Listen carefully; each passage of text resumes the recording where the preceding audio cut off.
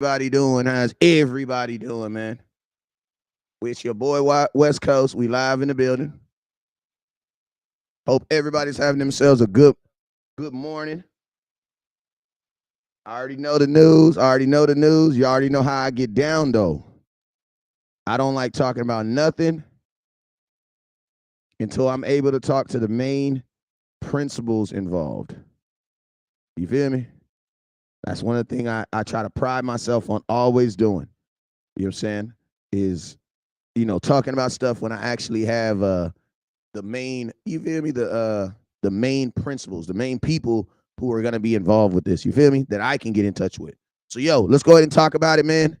I'm still doing my show with HTM and Landlord. We're gonna be on here for a little bit, and then we're gonna go into the big show.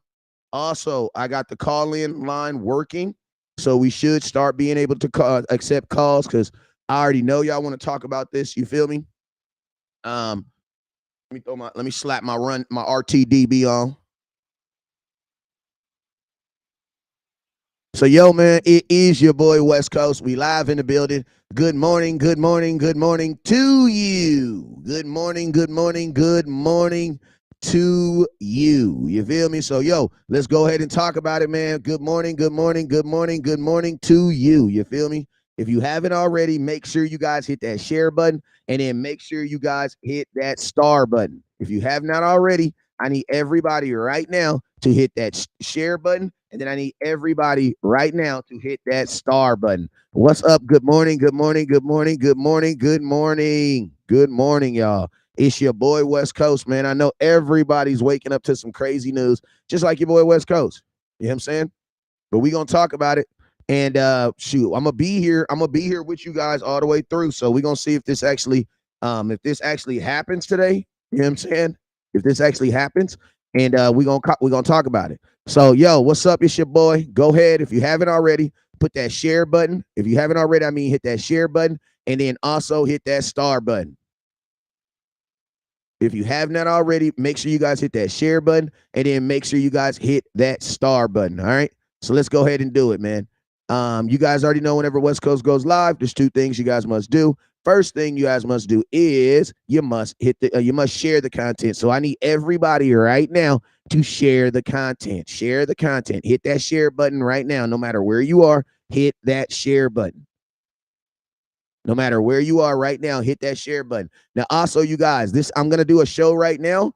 I'm gonna be doing a whole lot of shows today. I'm gonna do a show right now, and then in about 30, 40 minutes, I'm gonna do another show with HTM and the fellas like we always do every morning. You know what I'm saying? So if you haven't, make sure you guys hit the follow button. So when we go live in about 30, 40 minutes, you guys will be able to get that live content too. You know what I'm saying? So go ahead, let's go ahead and do it, man. Let's go ahead and do it. Let's see where we at. So yo, let me go through these names. I'm gonna say what's up to y'all. Y'all gonna say back what's up back to me, and we gonna get this thing popping. Let's go. What's up, Larry, my boy? What's up with you, Zach? What's up, Zach? That's a very very strong name, my boy. What's up, Zach? I see you. What's up, Larry? I see you, Larry. Appreciate you, Larry, for tapping in. Let's go ahead and get this stuff up, man, so we can get this show rolling. You feel me? Let's go ahead and get this thing rolling, man. All right, let's get this thing rolling. Let's get this. What's up, Esteban? I see you. So, yo, as I say your name, make sure you guys hit the share button, and then also make sure you guys hit the star button. Hey, I'm going to turn on the call-in line in about an hour, man. In about an hour, I'll turn the call-in line on, and you guys will be able to call in and talk to us about what you guys think and everything that's going on today. You feel me? So let's go ahead and get through these content. Let's go ahead and get through this real quick. All right, so let's go. Let's go. All right, so let's go. Dom, what's up, Dom Ferguson, my boy? Appreciate you, Dom, for watching. Make sure if you haven't already, my boy Dom, hit that star button, boy. Boo, what up, boy? Appreciate you, sir. Appreciate you, Boo, for tapping in. I see you over there, Boo. If you haven't already, make sure you hit that star button for my boy, for me, please. Esteban Manuel, what's up with you, Esteban and Manuel? Appreciate you, both of you guys. If you guys have not already, make sure both of you guys hit that star button. Donald Redu, real ass Cowboy fan like you. West Coast Cowboys. Appreciate you, my boy, for always being a supporter. And my boy, hit that star button for me. Jay Jones, what's up with you? Appreciate you. Kevin Elliott, what's up, sir? Donald Redu, what's up with you? Manuel Garcia, I see you. Hutchik, man, Mr. Hawthorne. Hey, man, put your phonetics on how to say that. Who else we got up in here? Michelle Rayson, what's up, Auntie? Appreciate you. Auntie Rose, what's up with you? Monica, I see you. Michelle Thompson, I see you. Michelle Thompson. Richard St. Clair, I see you. Hit that star button. Jaden, as always, brother, hit that star button. April, what's up with you, Auntie? Teddy Trump, what's up with you, Teddy? Let's see who we got up in here. Raymond Dow. Raymond Dow, hit that star button. Hey, let's go over here to YouTube. Shout out to everybody that's on YouTube. Hoodlum, what's up with you? Jay Hogan's. Dre the Great, what's up with you? Mike, DC4L Oates. Chesley, what's up, Chesley? Appreciate you for hitting that super chat button over there, man. I appreciate you. Manuel Garcia, appreciate you too, Manuel Garcia. All right, appreciate you guys. All right, so let's go, man. Let's go ahead and talk about it for a little bit. I know a lot of you guys have heard the news, or at least heard the rumors that are going out, man. And I ain't even gonna lie, man. Man, what's up, Brandon Meekins? I was trying to get, I can't do that on TikTok because y'all gonna block me. I forgot about that.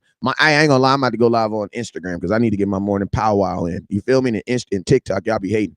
So we might go live on Instagram real quick. All right, bam. So, the news I woke up to is the news that you guys woke up to too. What up, Joey? Hit that star button. I shouted you out. Now hit that star button for me. Now, the news I woke up to is the exact news that you woke up to also. You know what I'm saying? The news is being put out there that the Dallas Cowboys are possibly going to release Ezekiel Elliott today. Now, I want to let you guys know a few things before I talk on this subject. First off and foremost, I will never not support the Dallas Cowboys on something that I feel is correct. But I will tell you this, I will always not support the Cowboys on something that I do not feel is correct. You know what I'm saying? Now, I'm going to tell you this about this Dallas Cowboys possibly releasing Ezekiel Elliott. What are my thoughts? And we're going to get into that right now. What are my thoughts on the Dallas Cowboys possibly releasing Ezekiel Elliott today? My first thoughts is this, right? You guys know I'm a conspiracy theorist, man. And just from the conversations that I've been having and the, just the reports and things, I'm going to tell you what I honestly believe, because this is what's been put out, right?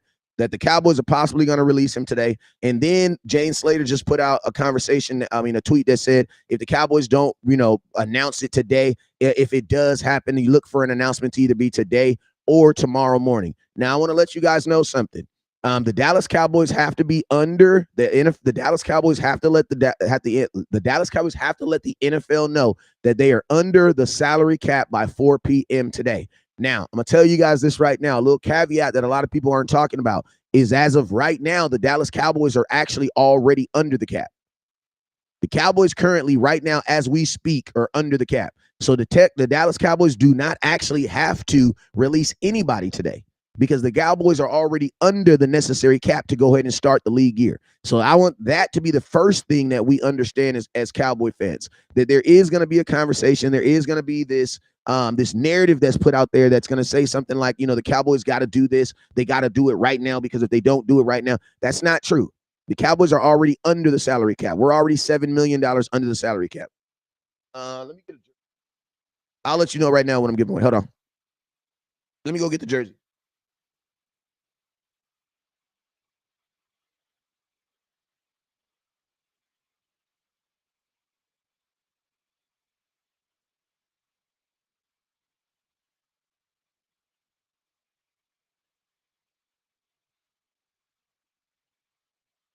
All right. Yes, 2 days ago I gave away a white Parsons jersey. Today I'm giving away a blue Parsons jersey. So top star giver today will be going home with their very own Micah Parsons jersey. So if you haven't already, make sure that you guys hit that star button, because top star giver will be going home with a Micah Parsons jersey. We are at 1,000 stars, fellas and fillettes. That's my female Cowboy fans. Let's see if we can get up to 2,000 stars. You feel me? Let's see if we can get to 2,000 stars. So he says, Monica, he's washed up. Let him go. Listen to me. Oh, yeah, like I was saying, the Cowboys, listen, this has nothing to do with the Cowboys thinking Zeke is washed up. This has to do with the Dallas Cowboys not wanting to pay him $16 million. Because you got to remember this right now. There's a guy named Josh Jacobs who also got franchise tag and who led the league in the NFL with 1,600 rushing yards. And guess what? He's only going to make $10.5 million this year, just like Tony Pollard. To be honest with you, this has nothing to do with Ezekiel Elliott. This has to do with the $16 million that the Dallas Cowboys are owed to him. You know what I'm saying? So, I mean, I want to let that be known first. And I'm going to tell you this right now. If you release Ezekiel Elliott, you're going to have to change some things as far as what you do, because as of right now, you only have one healthy running back, and that is Malik Davis. Now, I'm going to tell you this right now. After your offensive coordinator / new head coach, Mike McCarthy, came out and said that he wants to run the damn ball. He said that out of his own mouth, that he wants to run the damn ball. It would behoove you, if the Dallas Cowboys do release Ezekiel Elliott, that the next thing that they will be looking at is another running back. Because right now you only have a running back. You have Malik Davis, who's a rookie, and then he's a second-year runner now, and you have Tony Pollard, who has only been a halfway back and who's only on a 1-year deal. So, I mean, if the Dallas Cowboys do decide this does add another caveat on what you have to do. Also, I'm going to be honest with you. If you release Ezekiel Elliott, you're also I'm going to tell you this right now. If you release Ezekiel Elliott, your first-round pick needs to be a guard. Because whoever you choose to be your starting running back next year, they're going to need a better line than the offensive line you had last year. Like, they are going to need a better offensive line than the offensive line that you had from last year. Because you got to remember, the offensive line that you had from last year at its best only allowed Tony Pollard to get to 1,000 yards. Cody, you're a real ass Cowboy fan, my boy. You're a real ass Cowboy fan. He says I want Kendra Miller in the draft. Okay. I'm Kendra Miller. Oh, yeah, I've heard of him. Yep, I've seen him. He's nice. I've seen him, Cody. Hey, Cody, get your run the damn ball hat, my boy. You're only 1,300 stars away from getting your run the damn ball hat. You know what I'm saying? So listen to me. Cowboys let Zeke, if they allow Ezekiel Elliott, if they release him and Zeke walks out the building today, your next priority has to be offensive line.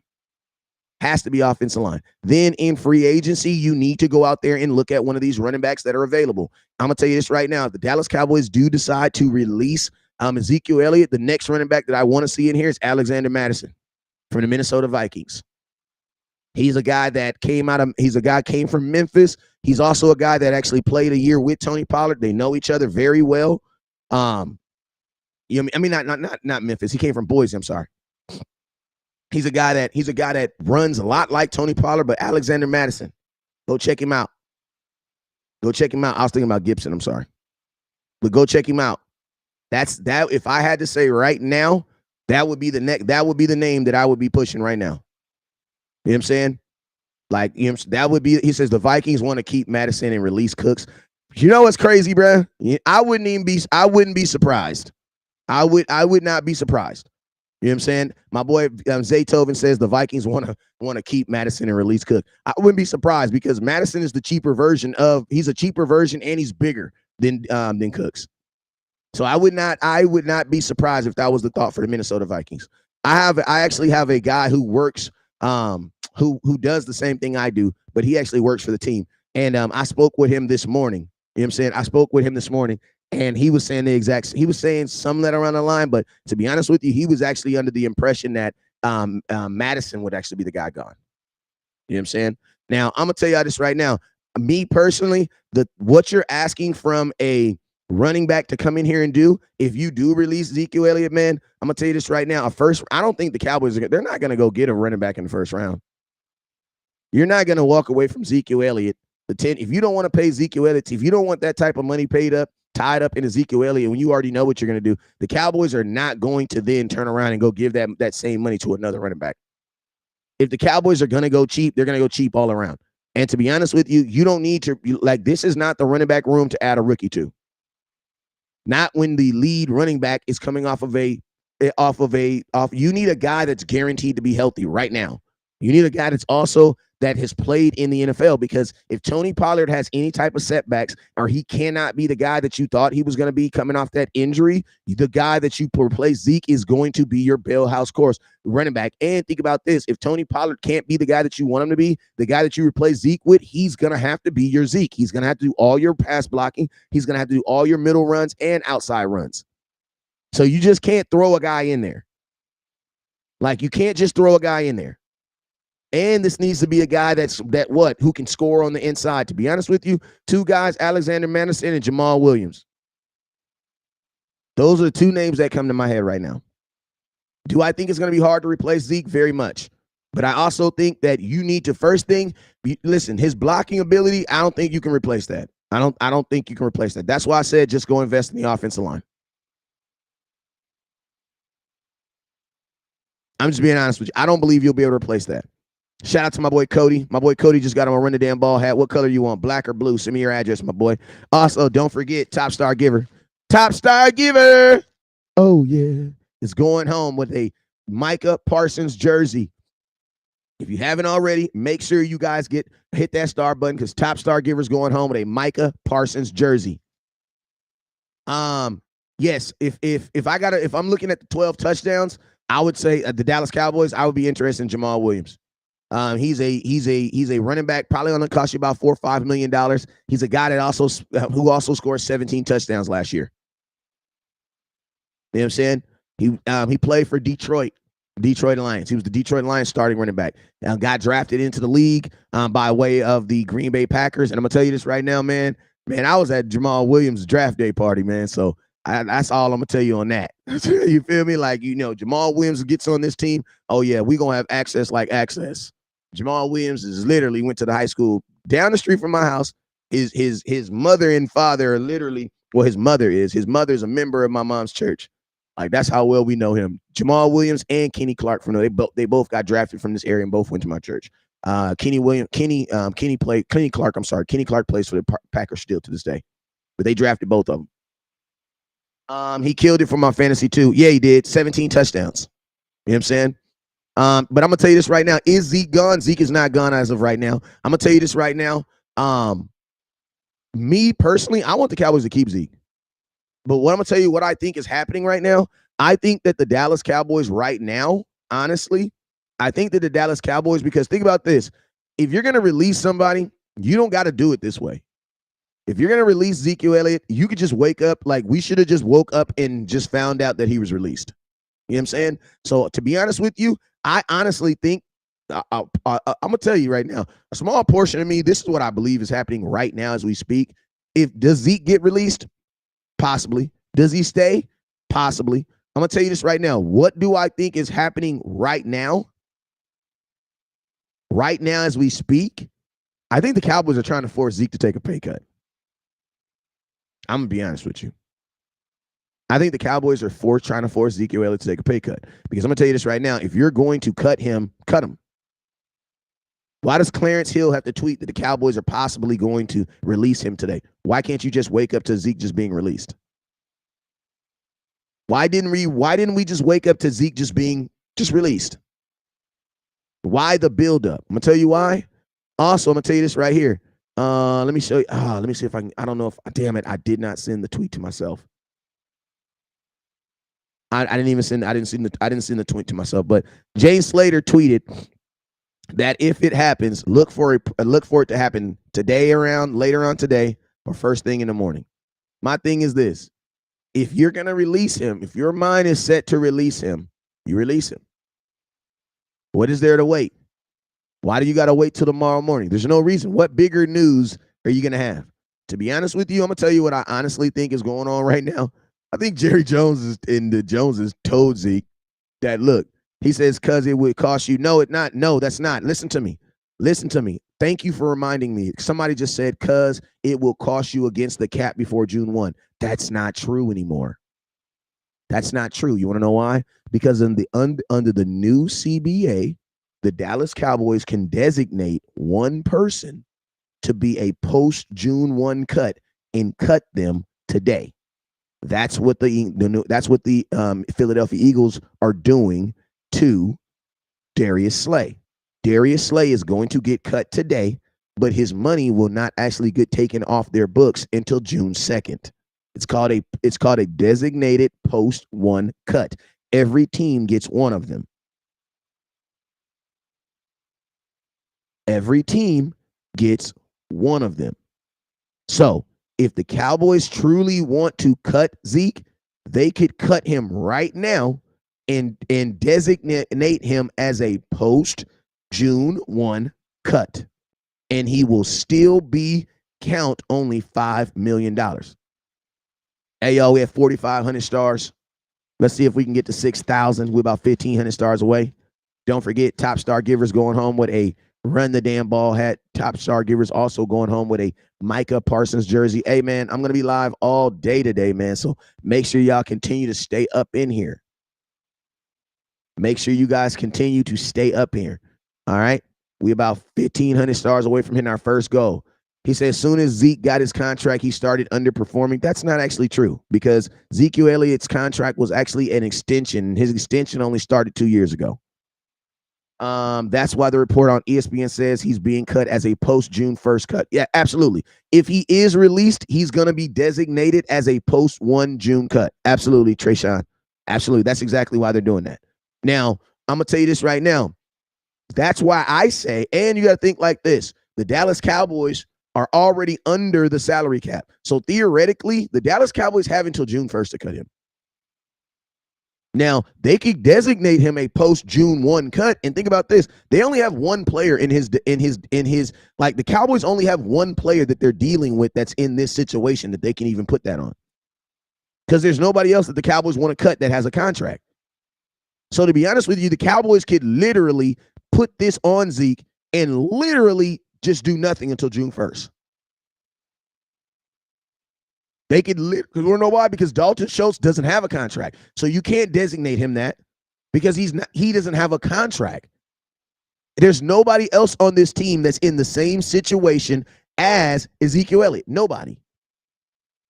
So you could theoretically put him as a post-June 1 cut and never cut him. Want to know why? Because it's the same amount of money. I'm going to tell you what I believe is happening right now as we speak. Right now as we speak, I believe that Ezekiel Elliott and Jerry Jones, Stephen Jones, are all sitting in front of the divorce court with the paperwork in their hand, and they're asking each other, are you going to sign it? I'm not going to sign it. Are you going to sign it? I'm not going to sign it. Are you going to sign it? I'm not going to sign it. Are you going to sign it? Are you not going to sign it? Because I'm going to tell you this right now. You don't have to go through all this. And I know what I'm saying right now is going over a lot of people's head. But my thing right now is this. If you're going to cut Zeke, cut him. Cut him. Like, cut him. Designate it, do it, and be done with. We should have woke up to that this morning. The Dallas Cowboys have released Zeke. Period. Deal with that conversation. But instead, we woke up technically to the same thing we woke up yesterday. A rumor. Now, does it happen? Who's to say if it doesn't happen? But I just want you guys to peep how the Cowboys are doing business. You guys hear how we're, listen to me. The Cowboys literally, like, instead of putting facts out there and just releasing the guy, they're literally creating a shitstorm for no reason. Like, you could literally cut him and go for and literally he would be in literally you like if the Cowboys were going to cut him, do it this morning. First thing you wake up in the morning, Ezekiel Elliott is released. Why put out information? Why call up your local news channel and be like, yo, we're probably going to release Zeke? Like, because my question is this. Think about this. When they called Clarence Hill, because remember, Clarence Hill is the guy who reported it. Don't you think if they were going to release him, his report would have said the Cowboys are releasing Zeke? But think about this. Whatever his source said, told him they're possibly going to release him. My question is this. Why would you guys start a story about someone possibly getting released? Bro, that's the same information we've known since the season's over. Like, that's the same. They basically just put a spin on the same story that we've already known. Like, to be honest with you, there is really no news about Ezekiel Elliott because nothing has happened. We've always known that there was a possibility that they could release him. We always knew that. We always knew that there was a possibility of him restructuring. We always knew that. We always knew that. So my question is this. What new news did we get about Ezekiel Elliott this morning? Like, what new news? I just saw a post. They made a final decision. Listen to me, fellas. If Ezekiel Elliott was getting released on the Dallas Cowboys right now, you would have a da-na-na, da-na-na. You're not going to have no sources. That's going to be the biggest news in the NFL. And I'm going to tell you this right now. If Ezekiel Elliott gets released, it's going to be a team like the New Orleans Saints. It's going to be a team like not the Buffalo Bills. or it's going to be a team like the Detroit Lions that pick him up immediately. And I'm going to tell you this right now. For all my really, really, really, really like, can I tell y'all something real quick? Can I tell y'all another angle that I think is also happening here? What if it was Zeke's agent that put out that information? Because think about this. If the Dallas Cowboys are threatening your client to take a pay cut or take less money, if you're his agent, wouldn't you want the world to know that? People say, no, you wouldn't want the world to know that. Yes, you would. Because I'm going to ask you guys a question. If Zeke is on a team right now, can the Detroit Lions call the Cowboys and talk to him about a trade? Yes. But can they talk to Zeke's agent about him getting a player? No. Why? Because he's already on a team. But you know what happens right now? You know what else is happening right now? Any team that's interested in Zeke, you know what they're doing? They're writing listen to me. If the Cowboys release Zeke, put this money aside just in case. Put this money just aside just in case. Now, I know if you're a trivial person, a lot of what I'm saying is going over your head. I'm just being real with you. If you're a trivial person, a lot of the stuff of what I'm saying is going over your head. So go ahead and put the laughing emoji in there, because there are a lot of simple people. You know what I'm saying? If you're a simple person, this is gonna go over your head. You know what I'm saying? This conversation I'm having right now is going right over your head, and I get it. Just don't unfollow me or nothing like that. You know what I'm saying? It's because it's not me, it's really you. But think about this. This information being out, it benefits Zeke like a mug too. You want to know why? Because now his agent has let the entire NFL know that, guess what? The Dallas Cowboys might release him and we might have him on the block. You might have an opportunity to go get him.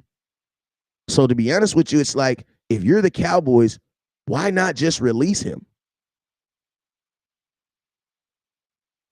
Like, why not release him?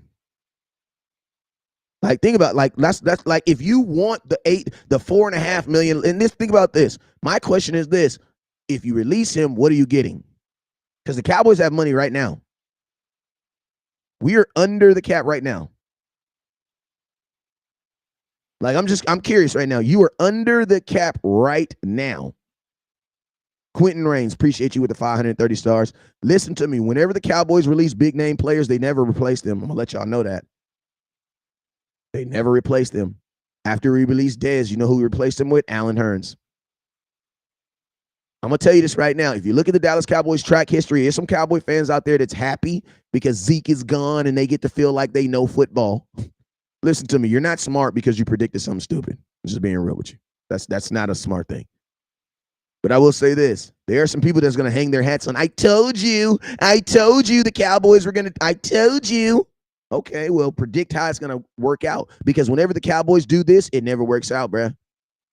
We replaced Tony Romo with Dak Prescott, praise God.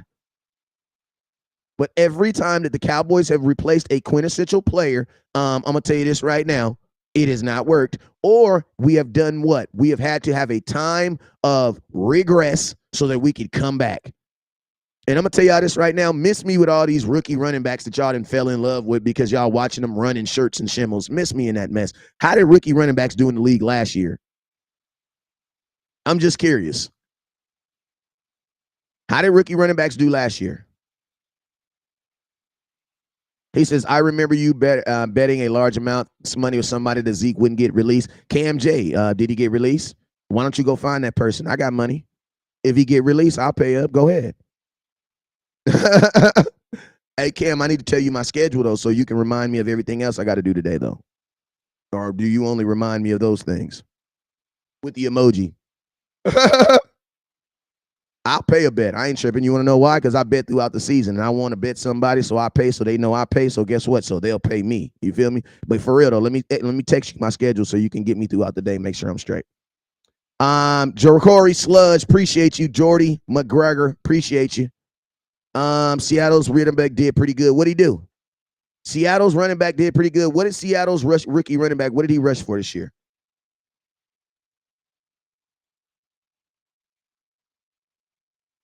Like, somebody tell me, what did he rush for last year? Like, I'm going to tell you this right now. Give me a running back that regresses and gets 12 touchdowns in 15 games. Zeke played a 15-game season. So if that's regressing, I'll take it. I'll take that. I'll definitely take that. Give me 870 yards, 12 touchdowns in 15 games in a 17-game season. My question is this: what do you think you're gonna get from Jamal Williams? Jamal Williams ain't gonna give you 1,200 yards. He's not gonna give you 1,200 yards. Alexander Madison is not gonna give you 1,200 yards. And I'm gonna tell you this right now: Zeke only had 2 touchdowns from the two and below. So I don't know why y'all be saying Zeke had a bunch of 1-yard touchdowns, because he only had 2 in the NFL this year. So whoever said that in my Facebook, you look dumb, because that wasn't even a true statement. They released Zeke. We will most definitely need a running back that can pass block. Both Jerry and Steven said they don't think he's regressed. We were wrong, West Coast. We told you Zeke was gone. He says you were wrong, West Coast. Actually, Myron, Zeke is still on this team, so I don't know what I'm wrong about. But guess what? If I got to be wrong about, listen to me, I don't care about being wrong about Zeke being cut. I want to be wrong about, was it right? You know what I'm saying? That's what I care more about. I want to be the blogger who, because I'm gonna tell you what happens. I was wrong about them trading Amari Cooper, but I was right about everything else involved with trading Amari Cooper. Yes, I sat on here and I said, man, the Cowboys would never be dumb enough to do that. You don't have a number 1 receiver right now. You gave up a first-round pick for him. Why would you do that? That makes no sense. I preached that for 4 months. The Cowboys aren't dumb enough to do that. I bet somebody, listen to me, I couldn't say it on the line, but I lost 28 G's of some really high potency. Because I bet somebody $300 that the Cowboys wouldn't trade or release Amari Cooper. And I lost, I'm not gonna lie. And he wanted 28 grams of some potency. And he got it too. My boy got it too. You know what I'm saying? But guess what? I was wrong, man. I was wrong. The Cowboys, man. He says, listen to me. So how many running backs were drafted last year? How many running backs will be drafted in a couple years? Listen, if I'm wrong on Zeke, praise God, I'll be right about all the after effects. I'm not tripping. Like, listen to me. I'm not hanging my hat on saying if Zeke will get released or not released. That's for like my Fishers of the world. I want to hang my hat on the fact if it was a good decision or not. That's why. And I'm going to tell you this right now. I've been in several positions where I've been the only person standing on something and the whole nation would sit back laughing. I'm typically that guy, but I'm also that guy that's the only guy, one of these guys online that I actually put their foot down and say, this is not the right decision that the Cowboys are doing. You know what I'm saying? I'm okay with that. Dez Bryant got released. What did we do? Allen Hurns. Amari Cooper got released. What did we do? Nothing. You ain't got he got Washington, my boy Law. Got that stuck in my head. You ain't got Washington. You let Jason Witten retired. Who replaced him? A rookie, Dalton Schultz, and Jarwin and a bunch of other tight ends. You lost Travis Fredericks. Who did you replace him with? A default center. Hey, if you need some of that potency, inbox me. I got you. It's on deck every day. Like, I'm just curious. Listen to me. That is what you're not going to trade for Derrick Henry. Derrick Henry wants to make $10 million. What are y'all talking about? And Derrick Henry has never been in a situation where he's shared the running back. This rookie running back did very well. Listen to me, they didn't do very well. They did 1,015 yards. So you're going to tell me you're going to release Zeke just so you can get an extra 120 yards? Like, when did we stop caring about touchdowns? Like, it is amazing that we live in a society today that does not care about touchdowns. Like, that's crazy. Like, think about that. We live in a world where people are diminished of value on touchdowns. Like, I remember a day when y'all was screaming at me because I used to tell y'all Byron Jones was sucked because he didn't get interceptions. And y'all used to tell me interceptions don't matter. I mean, listen, Malik Davis is not no sleeper. I know exactly who Malik Davis is. He is not ready to be a starting running back in the NFL. Like, that's just being real. Hey, he's regressed every year, dude. Next year he'll have 600 yards. No, he won't. As long as Zeke plays 15, if Zeke would have played 17 games this year like Tony, he would have had 1,000 yards. Zeke averaged 58 yards a game, and he was 100 and some yards away from getting a 1,000 yards. Like y'all, like how do you regress, bro? And I'm gonna question this: was Ezekiel Elliott a starting running back this year? How many yards do you guys expect starting running backs to get? I'm gonna ask you a question. I want to ask you a real question. How many yards do you expect a starting running back to have? I want to know for all you guys that say Zeke has fell off. I only want you guys to say that. A starting running back. How many yards how many yards is the minimum for you guys to consider someone a starting running back in the NFL? I want to know, what's your question? And you can't say 4.5 yards because I can find you 50 running backs that had 4.5 yards, but they also only had 300 total rushing yards for the season. There wasn't a running back. Okay, so 100 yards per game, that means Tony Pollard's not a starting running back because he definitely didn't get 100 yards per game. Tony Pollard only had 1,000 yards in 17 games. So that doesn't make sense either. That doesn't make any sense either. All right, so think about this. So you're only a starting running back if you get 1,000 yards. Okay. So I'm going to ask you a question. Was Zeke a starting running back this year, or was he a running back that was sharing carries this year? I just want to know. I want to know, was Zeke a starting running back this year? Did he get all the carries this year? No, he did not. Zeke was a backup running back that was 120 yards from you guys saying he was a starting running back. I don't know. I don't see how that, you guys, how do you guys see who the problem is? The problem is really not Zeke. The problem really is you guys. You guys did not lower your expectations when the NFL told you that when the Dallas Cowboys told you that Zeke was going to be splitting carries. Why didn't you adjust your expectations of him? Why? When you found out that Ezekiel Elliott was going to be a split running back, meaning that he was not going to be the starting running back, he was not going to get all the carries, why didn't you say then, you know what? He's probably not going to get 1,000 yards. When was the last time you saw a team that had two 1,000-yard rushers on it? I want to know, when was the last time there was a team that had two 1,000-yard runners on it? When? Put that in the stat books right now.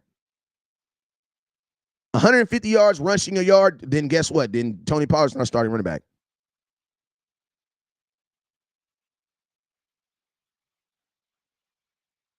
Zeke had 40 more carries than TP. That's because TP also caught passes, starter kick, Duke. Come on, bruh. How many passes? Like, come on, bruh. Tony Pollard also has a broken fibula. I love how y'all leave that out. He had 40 more carries. He also has a broken fibula. Okay. So when was that? What year was the last time the NFL had a team that had two 1,000-yard rushers on it? Put that in the comment box, please. Somebody let me know when that was. Can somebody put that in the comment? I don't know. Let me Google. I got the whole internet in front of me.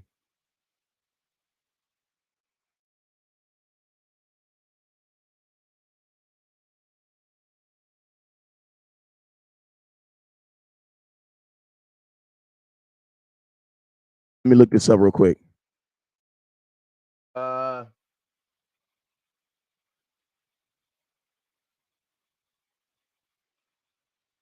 Damn.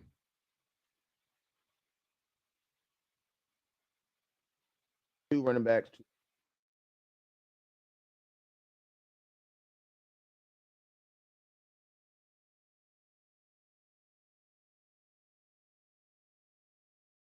Go.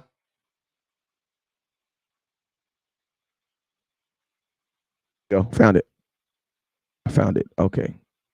So let's see the oh my God. Okay.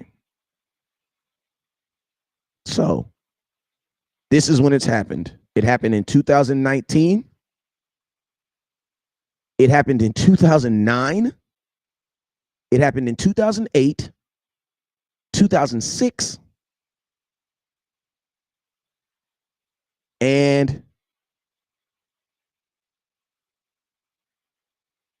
the year I'm trying to get these. I'm trying to get the year 2020 and 2020. So in the last 25 years in the NFL season, no, in the NFL history, there's been 7. There's been 7 teams in the NFL. They just listen to me. The NFL just celebrated 100 freaking years, bruh.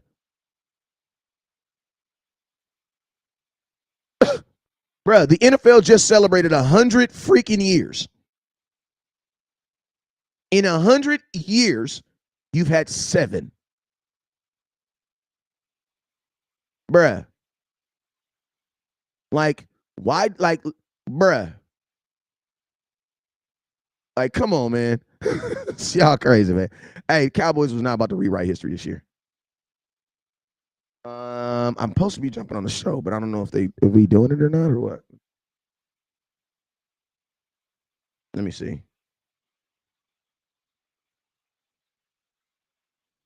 It's Ronnie Brown and Ricky Williams was my favorite duo. They was running back ish, exactly.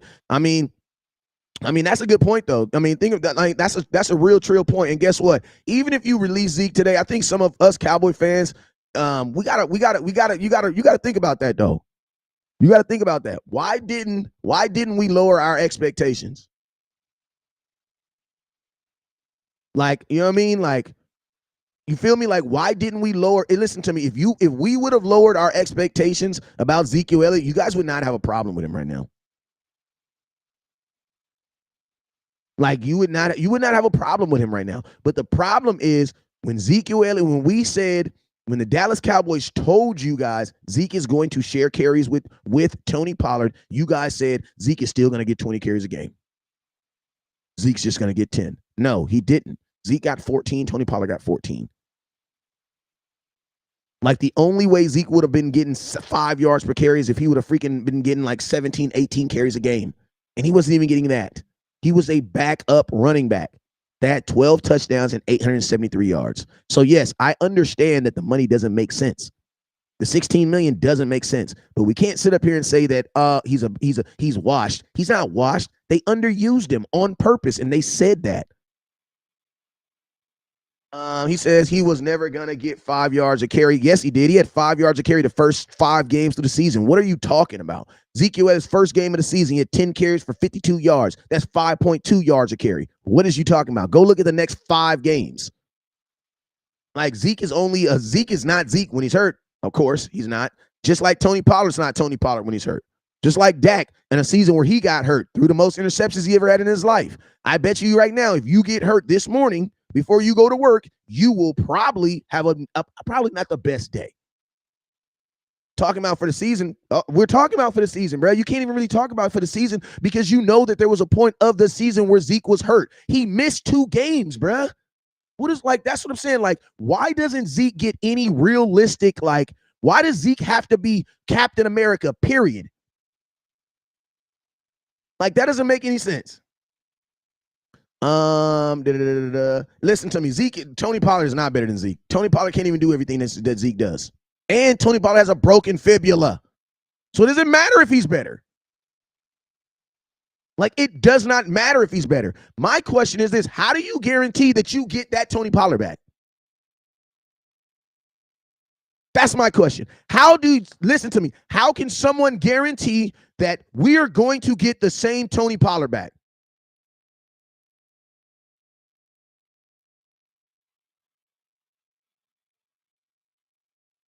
I want to know. How can someone guarantee me this? Like, we're hinging all this, and then think about this: how much pass blocking was? Listen to me, y'all want to bring another weapon, right? If you bring another weapon, ain't Tony Pollard going to pass block then? We're gonna bring in another weapon so that we can do what? Throw the ball more. Well, if we're going to do that, isn't that going to require Tony Pollard to do more of what he was already not doing?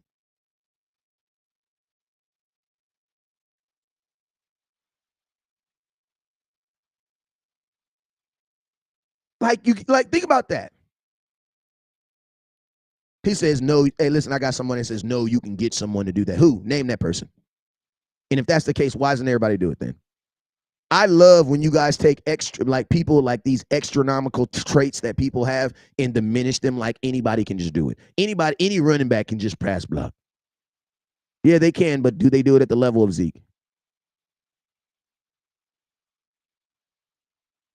Like, I mean, anybody can do it. Yeah, you're right. Anybody can do it.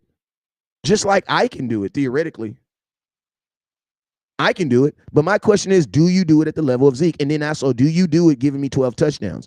Am I going to be able to find a running back that only plays half the snaps who can still be a top 5 guy in scoring?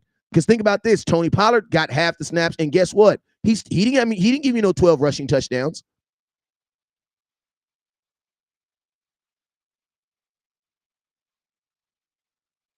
Like, I'm just curious. Like, yes, you can. Like, there's a bunch of single men who honestly felt that they could replace that Ezekiel Elliott woman in their life. And guess what? You are currently living in a 1-bedroom apartment eating oodles and noodles while she's sitting in that house with them kids living fat. And they think about you occasionally. They do. But was it worth it, bro? You got your freedom, though. That's for somebody. Short yards, pass blocking. Zeke will stay or come back for less money. Dak knows he can trust Zeke. I love Tony, but he definitely needs Zeke. Listen to me, bro. If I would probably be more okay with this, letting Zeke walk if Tony Pollard was one. Bro, you are not going to do me like you did Amari Cooper last year, where you trade Amari Cooper and then all season I'm supposed to sell y'all that Michael Gallup's going to be the guy. Like, I'm sorry, bro. Like, you're going to ask a guy on a broken fibula to come back and pass block. That's asking a lot, bro. And then think about this. You technically need a running back that's as good as Tony Pollard. Why? Because he's going to get as many carries as Tony Pollard. So think about this. You can't get a guy that's worse than Tony Pollard. If you get a guy that's worse than Tony Pollard, you're in trouble. You need a guy that's technically better than Tony Pollard or as good as him right now. Why? Because he's going to get as many carries as Tony Pollard. And he has to be able to also be a starting running back just in case Tony Pollard isn't really ready for week 1 or week 2. And then my question is this. You know why you guys love Zeke? Because you know how you get to that goal line? Because you guys know that people be like, oh, yeah, but Zeke, he only scores on the 1-yard line. Guess what? Who thinks it's easy to score on the 1-yard line? The Philadelphia Eagles had to cheat the whole NFL so they could get 1-yard lines. I'm thinking about this. Scoring on the goal line and getting first downs, they're so hard that the Philadelphia Eagles are literally cheating to do it. They came up with a cheater way to do it. Why? Because they don't have a guy that can push the pile. Like, think about that.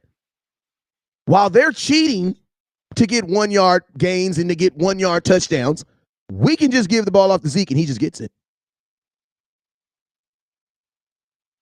Think about this. The Philadelphia Eagles are literally about that quarterback sneak thing they do. They're going to outlaw that. You're not going to be able to pick your quarterback up and push him through the end zone. That's not. One, it's not fair because all they're going to do is freaking put a big ass offensive lineman in the back. As soon as he says hike, grab it and push. This is not rugby, bro. And honestly, it shouldn't even be legal in rugby. Like, that's why I tell you, rugby is the most gangster sport in all the sports because there is stuff that you cannot do in the NFL that you can do in rugby. And them mother effers don't even have goddamn pads on. Shout out to them New Zealand motherfuckers. God damn. Like, for real. You feel me?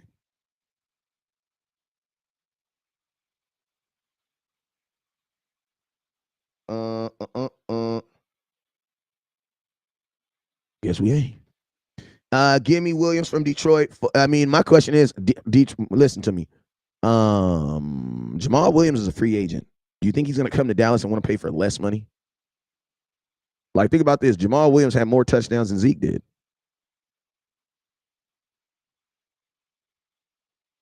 He had more touchdowns than Zeke. Why would he want to take less money? You don't think Jamal Williams thinks he's a $10 million running back? He led the league in touchdowns. You know what I'm saying? Like, you guys want, like, I don't know why you guys think that people are going to come here. Like, let's think about this. If you come to Dallas, you're going to want to get paid. You want to know why? Because the other running backs paid, so why shouldn't I get paid?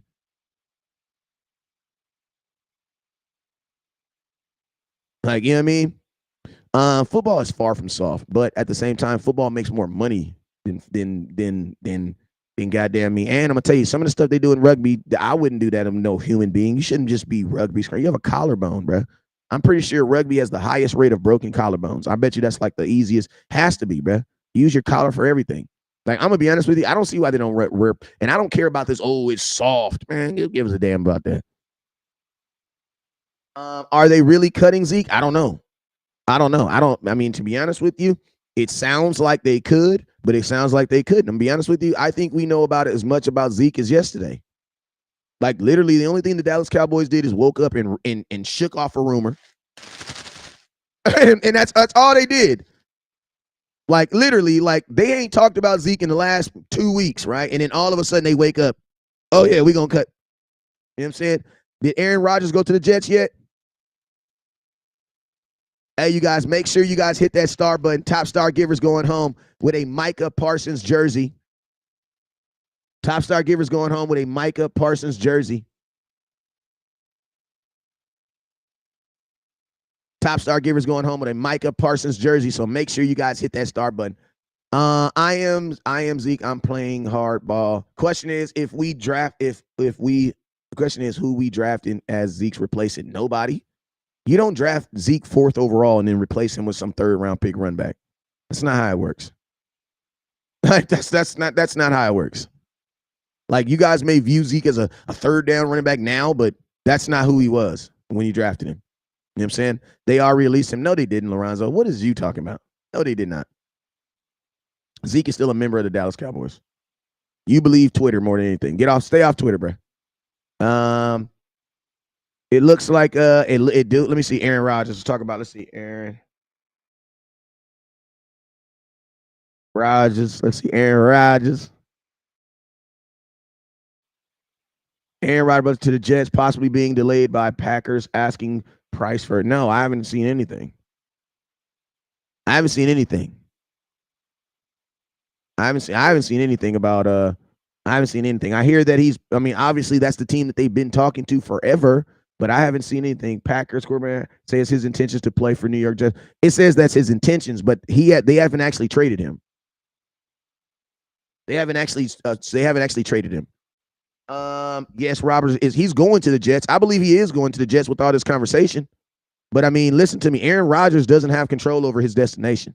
The Green Bay Packers do. So yes, Aaron Rodgers is letting it be known that he does want to play for the Jets, but they have not actually physically traded him yet.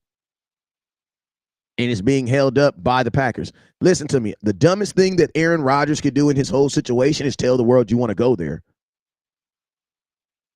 Because I'm going to tell you this right now. When you tell them that you want to go there, guess what the team does?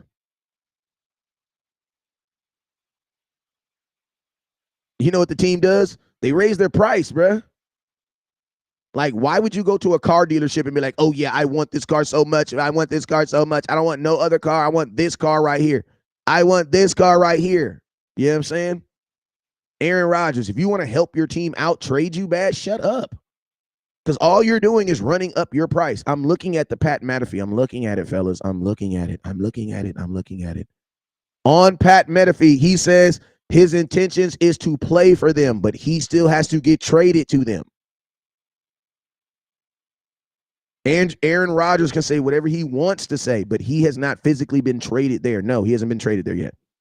He did say he wants to play there, though. You see what you guys do, though? Do I think he gets traded there? Hell yeah. I mean, he better. All this conversation they talking, they had better get traded there. All right, hey, let me see. All right, y'all. So, hey, I'm about to turn on the call-in line.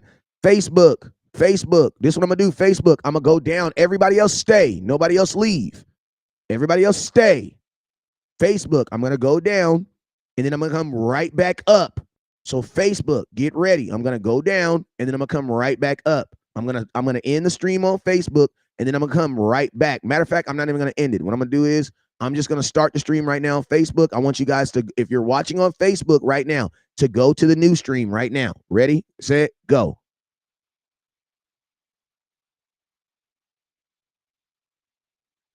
All right, bam. Sending the data to Facebook. We should be up here live in a minute on Facebook. Let me make sure we're streaming on Facebook.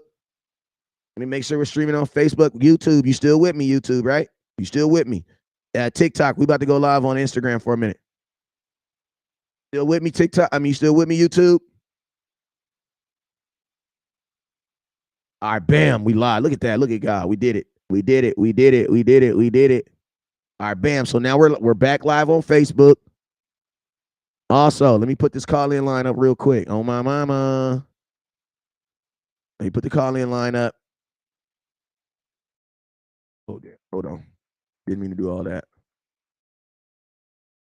All right, let me put this call in. I'm about to put this. I'm about to put this free. I'm about to put this phone number up here. If you already know the number, then you can already call in.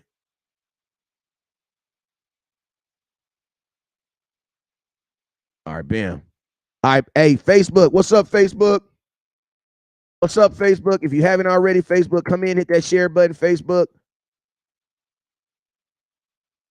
Here we go. Boom.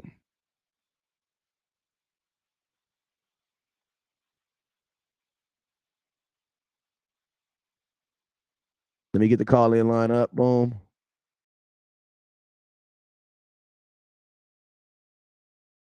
Yeah, all this damn.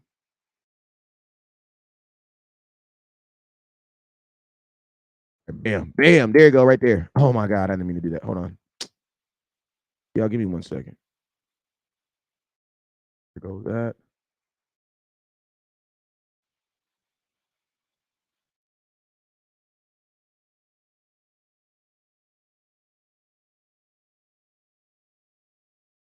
Boom. There you go. There you go. Boom. Let me pin this. Pin that. Boom. There we go. There we go. All right. So boom. So all right. So if you want to call in line is up. Call in line is up. Call in line is up. If you want to call in, you can come more than welcome to call in. Call in line is up. Also, if you haven't already, make sure you guys hit that star button.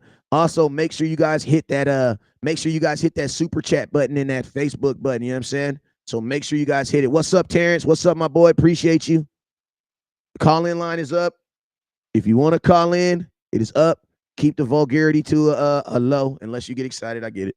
You know what I'm saying? But the call in line 425-436-6399. Code is 433-7610. Let's talk about it, man. It's your boy West Coast. But yo, man, yeah, man, we are still waiting. We're still waiting to see what happens, to see if the Dallas Cowboys actually go through with what they're saying. To be honest with you, I know a lot of people are, kind of like perplexed like me, because to be honest with you, you really don't. It says Aaron Rodgers told McAfee that he intends to play. Exact same thing. Aaron Rodgers says he intends to play for the Jets next year. But to be honest with you, they still got to be traded to the Jets next year. All right, so yo, my boy, okay, we got some callers coming in. Here we go. All right, let's rock. All right, so 843 is your boy West Coast. Talk to me. What's going on, West Coast? What's up, my OG? Oh, it's working. Let's go. You the first caller, man. Let's go.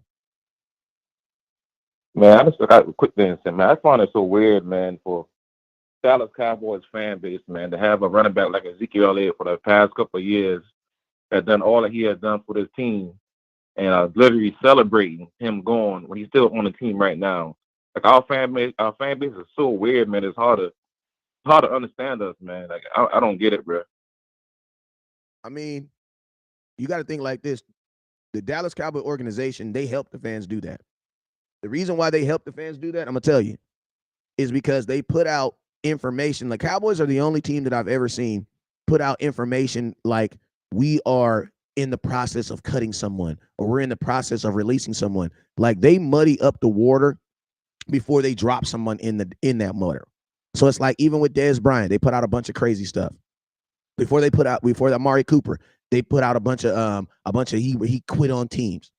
You know what I'm saying? Jalen Smith, they put the Cowboys do a really good job of turning the fan base against that said player. So when they actually do cut you, it's almost like, we understand. I'm going to keep it real with you, my boy. The Dallas Cowboys actually do care about the fans, and they actually do care about what we think. That's why they do things like this.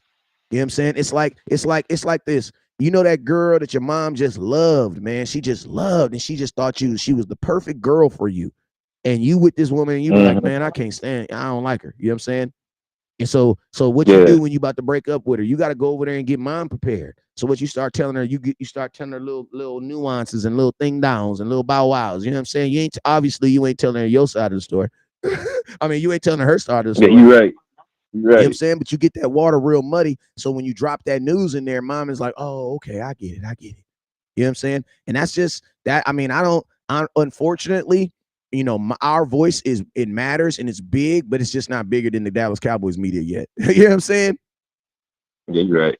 I was gonna get a shout out to you, man. You and the Corey Media, man. Y'all two be keeping it 100, man. So shout out to y'all too, man. Keep it pushing, brother. Oh yeah, Okoye is a underground boss. Like I'm gonna keep it real. Okoye is a part of my research and development team. Basically meaning this: when I don't know something, I go to his channel, I watch it, I research, and I develop it. Yeah, like hey, I feel you. I like feel he you, he is brother. he is a trusted he is Hey, a take it trust easy, West Coast. yeah he's a trusted armorer. You know what I'm saying? You can go there and he will equip you with all the weapons you need to go out here and shoot upon some people. You know what I'm saying? So he's definitely a valid dude. I appreciate you, my guy. You anything you want to say before you get up out of here? But that's what I got, man. You keep pushing me. I'm gonna keep on following you, brother. Yes, sir. I appreciate you, sir. All right. All right, 270. It's your boy West Coast. Talk to me. Man, this is John, man. I'm sick of the Zeke slander. It's crazy. For a man to run 85% in the middle, the one and the two hole, get split and carry 876 yards for a touchdown, only two touchdowns from the 1 and 2 yard line is just crazy. The fans is just like, he's trash, he's declining, and I don't know, it's just crazy. I don't understand Cowboy fans. I don't know. I'm confused. Yeah, I mean, like I said to the caller that called before you, like the Cowboys, they did a phenomenal job of muddying the waters and make sure it's good. You know what I'm saying? For them to lay him down. I mean, even if Zeke got 1,000 yards this year, because he was on, and like it's crazy because if Zeke plays 17 games, he has 1,000 yards, and I love the fact that fans will not acknowledge that. And the reason why you can't acknowledge that because if he has 1,000 yards, even if he just gets 1,000 yards, that means that the only difference between him and Tony Pollard is like 8 yards. Like I mean, that's the amazing thing that's the thing that I trip out because I be thinking like if you won't give this credit to Zeke and it's obviously there, I know you ain't gonna give it to other players. Like you know what I'm saying, when they start muddying the waters against Trevon Diggs, you're gonna start hearing people saying the exact same finding stuff about Trevon Diggs. Like the expectation of these players is not to be perfect. Like that is not the expectation. The expectation is for that player and that player to be able to help you put you in positions to actually win games. And did Zeke do that? Yes, he did. Now, do I think $16 million dead cap makes sense for a running back? No, I don't. I do not. But I also don't believe a $10 million dead cap believes one also, especially one with a broken fibula. So that's why I'm saying Right. like a lot of this stuff does like this is a move you make with a 100% healthy running back going in. Like to me, this says Amari Cooper all over it. And unfortunately, Jerry Jones was at the combine still talking about Amari Cooper. Like if you're over Amari It, Cooper, why are you still talking about it? The reason why you're over it is because you never really got over it. it just gives me those vibes of, I mean, we didn't really have no contract for DeMarco Murray back then, but, we didn't re-sign him either. Yeah. And, I mean, I just felt like he was still healthy at that time as well. And it just, we don't, like you always say, we don't value our good players. You let them walk. Yeah. Well, shoot, man. Hey, you got anything else for me before you get up out of here? I appreciate you for calling, man. Man, keep doing your thing, man. I'm always supporting. Appreciate you, my guy. Yeah. Hey, that was a good call, man. I mean, listen to me, man. I'm always, my hat say run the damn ball, but it don't say who run the damn ball. You know what I'm saying? Cowboys still need to run the damn ball. Why? Because that is what's best for their organization. And your head coach just came out and said what? They said that they want to run the damn ball so that you can do what? So that you can actually rest your defense. So guess what? Y'all may not value those 1 yard touchdowns, but shoot, them 1 yard touchdowns was valuable. And let's just think about this. There was only really 2 games, I mean, the Minnesota game and that Giants game that was even actually a blowout. That Detroit Lions game was a blowout at the end, but it was not a blowout during those games. So those touchdowns that he provided, those 12 touchdowns, also 9 consecutive games with a touchdown, bruh, that should make sense, bruh. That's valuable, bruh. 9 straight games with a touchdown. At any position, that's a valuable play. Touchdowns, but shooting 1-yard touchdowns was valuable. Hey, turn me down in the back. Hey, 434, turn me down. Hey, William, what's up with you, sir? Hey, how you doing, man? Giants game that was turn me down in the background. Thank you for listening, though. I like that. Yeah, it's just West Coast, right? Yeah, this West Coast. Turn me down in the background. Are you listening to me on something and I can hear it? Okay, well, let me turn it down, yeah, because I'm behind you. Hold up. Now you got it? Yes. Now, number one thing, West Coast, I've been following you, bro. I love what you say. Thank you, sir. I've been a Cowboy fan since 1963, and I love Zeke, man. But, you know, it's business is business. I think long we treat him with respect. But business is business, man. I agree. You know? I agree. I mean, that's why I said I've always known that Zeke wasn't going to play on those $16 million cap, especially a guaranteed hit of $16 million. No team. The thing about this, the leading rusher in the NFL is only making $10 million this year. No team is trying to pay that for a running back. You know what I'm saying? So I've always, known that Zeke wasn't going to play on that. But the thing that irritates me is the fans that feel that Zeke has absolutely no value. Like, that's just crazy to me. Oh yes, he got value, man. And I think myself, I think we should work with him because of the dedication. But like I say again, bro, it's business, Yeah, I just love my Cowboy, but it's business, man. But I would love to see Zeke stay there, but it's business. Facts. I mean, just business. So my question is, I'm gonna ask you a question, right? Yeah. What does this business feel like to you? Because let's think about this, OG. If you're gonna release Zeke, why not just wake up and release him this morning? Why not just? My thing about it, man, and it's crazy for me to say this. Like I said, I've been a Cowboy fan since '63. I cried when we got rid of Murray. I cried when Emmitt Smith came and played with the Cardinals. But I love the Cowboys, bro. You know how they go. Facts. I love the Cowboys, and I'm a big Zach fan, so I got it bad, bro. I'm telling you.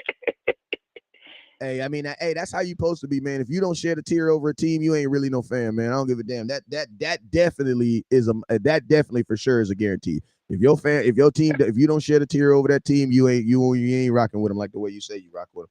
Because I'm gonna tell you this. And I love Zach, man. I wish I would, if I was a team, I would give him the money just to keep him there, because I think he's an addition to the team. You can see the love he got for the team. He's a good blocker. He's a good locker room man. And I coached before, bro, and I just hate mixing up the chemistry. You know what I'm saying? Facts. Hey, that's another good point.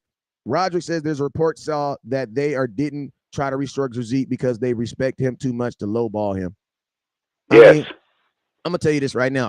That wouldn't be true though, because a restructure, you don't lose any money. Yeah. You got to remember, if you restructure your house, are you tearing the house down? Yeah. You're not tearing the house down. I got you. I feel what you're saying. Yeah. But hey, man, I appreciate you for calling, OG. Hey, is there anything else on any other subject that you want to talk about? Because you got some.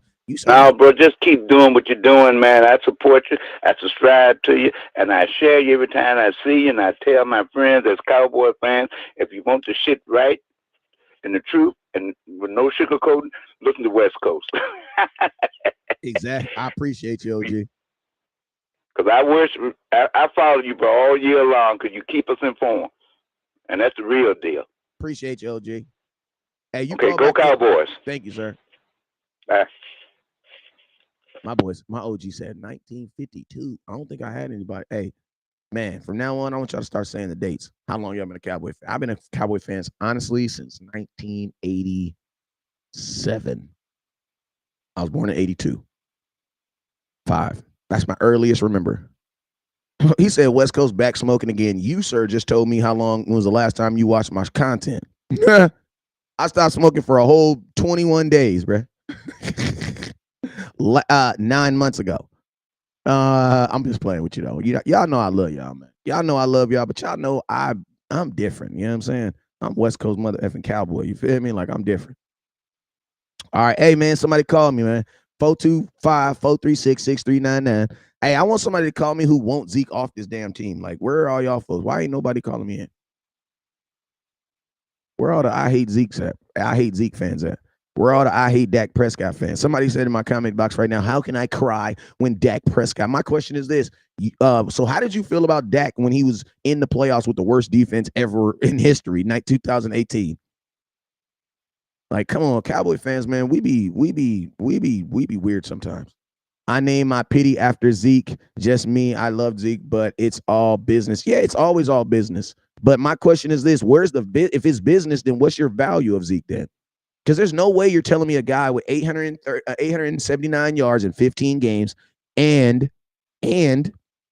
goddamn me 12 touchdowns has no value. I want to know what is your value? Because that's the thing that trips me out about Zeke. 873. Let's see. And let's hold up real quick. 1,000. How many yards Tony have? 1,046, I think. So literally, Zeke averaged 58 yards a game. Tony averaged 61.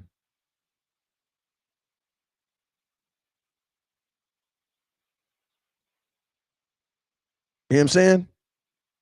We need to find a way to keep Zeke. Honestly, I'm gonna keep it real. I think the Cowboys are positioned. I think the Cowboys want to give him a pay cut. I think they want him just flat out take less money. You know what I'm saying? And to keep it real with you, I think that's why the Dallas Cowboys are prolonging this. I think that's why they're dragging this. They're dragging this on. I think the 100% reason why the Dallas Cowboys are dragging this on is because they want him to take a pay cut. They don't want him to restructure. If you restructure someone, that means you got to technically move that money around. I think they want him to take a pay cut.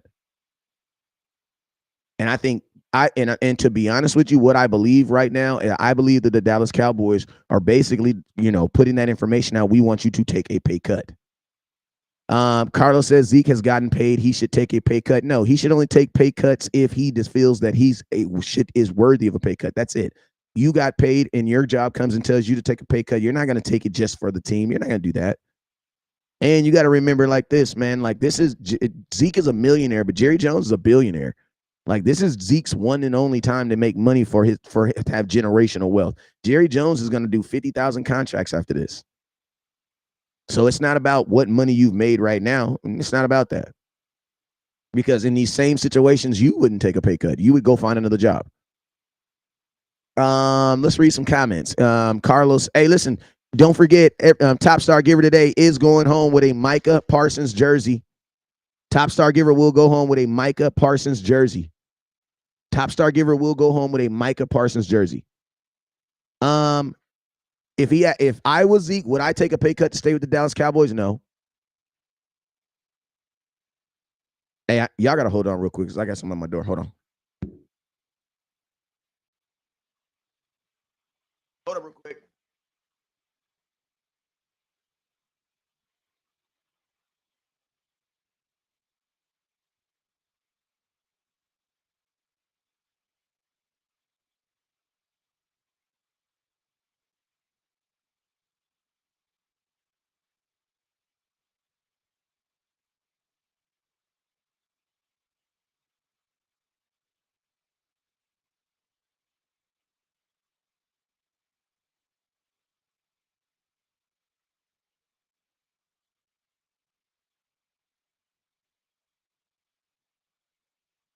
Sorry about that.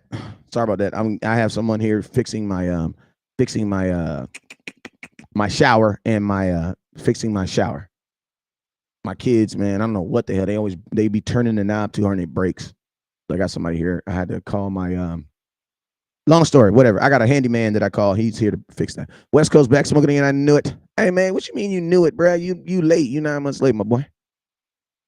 All right, let's see what else we talking about up in here. He says one of them has to go. You can't pay two running backs big money. This is my thing, right? Tony Pollard is gonna. This is my question. Do you guys think the Dallas Cowboys are gonna let Tony Pollard play on that franchise tag? I don't think so.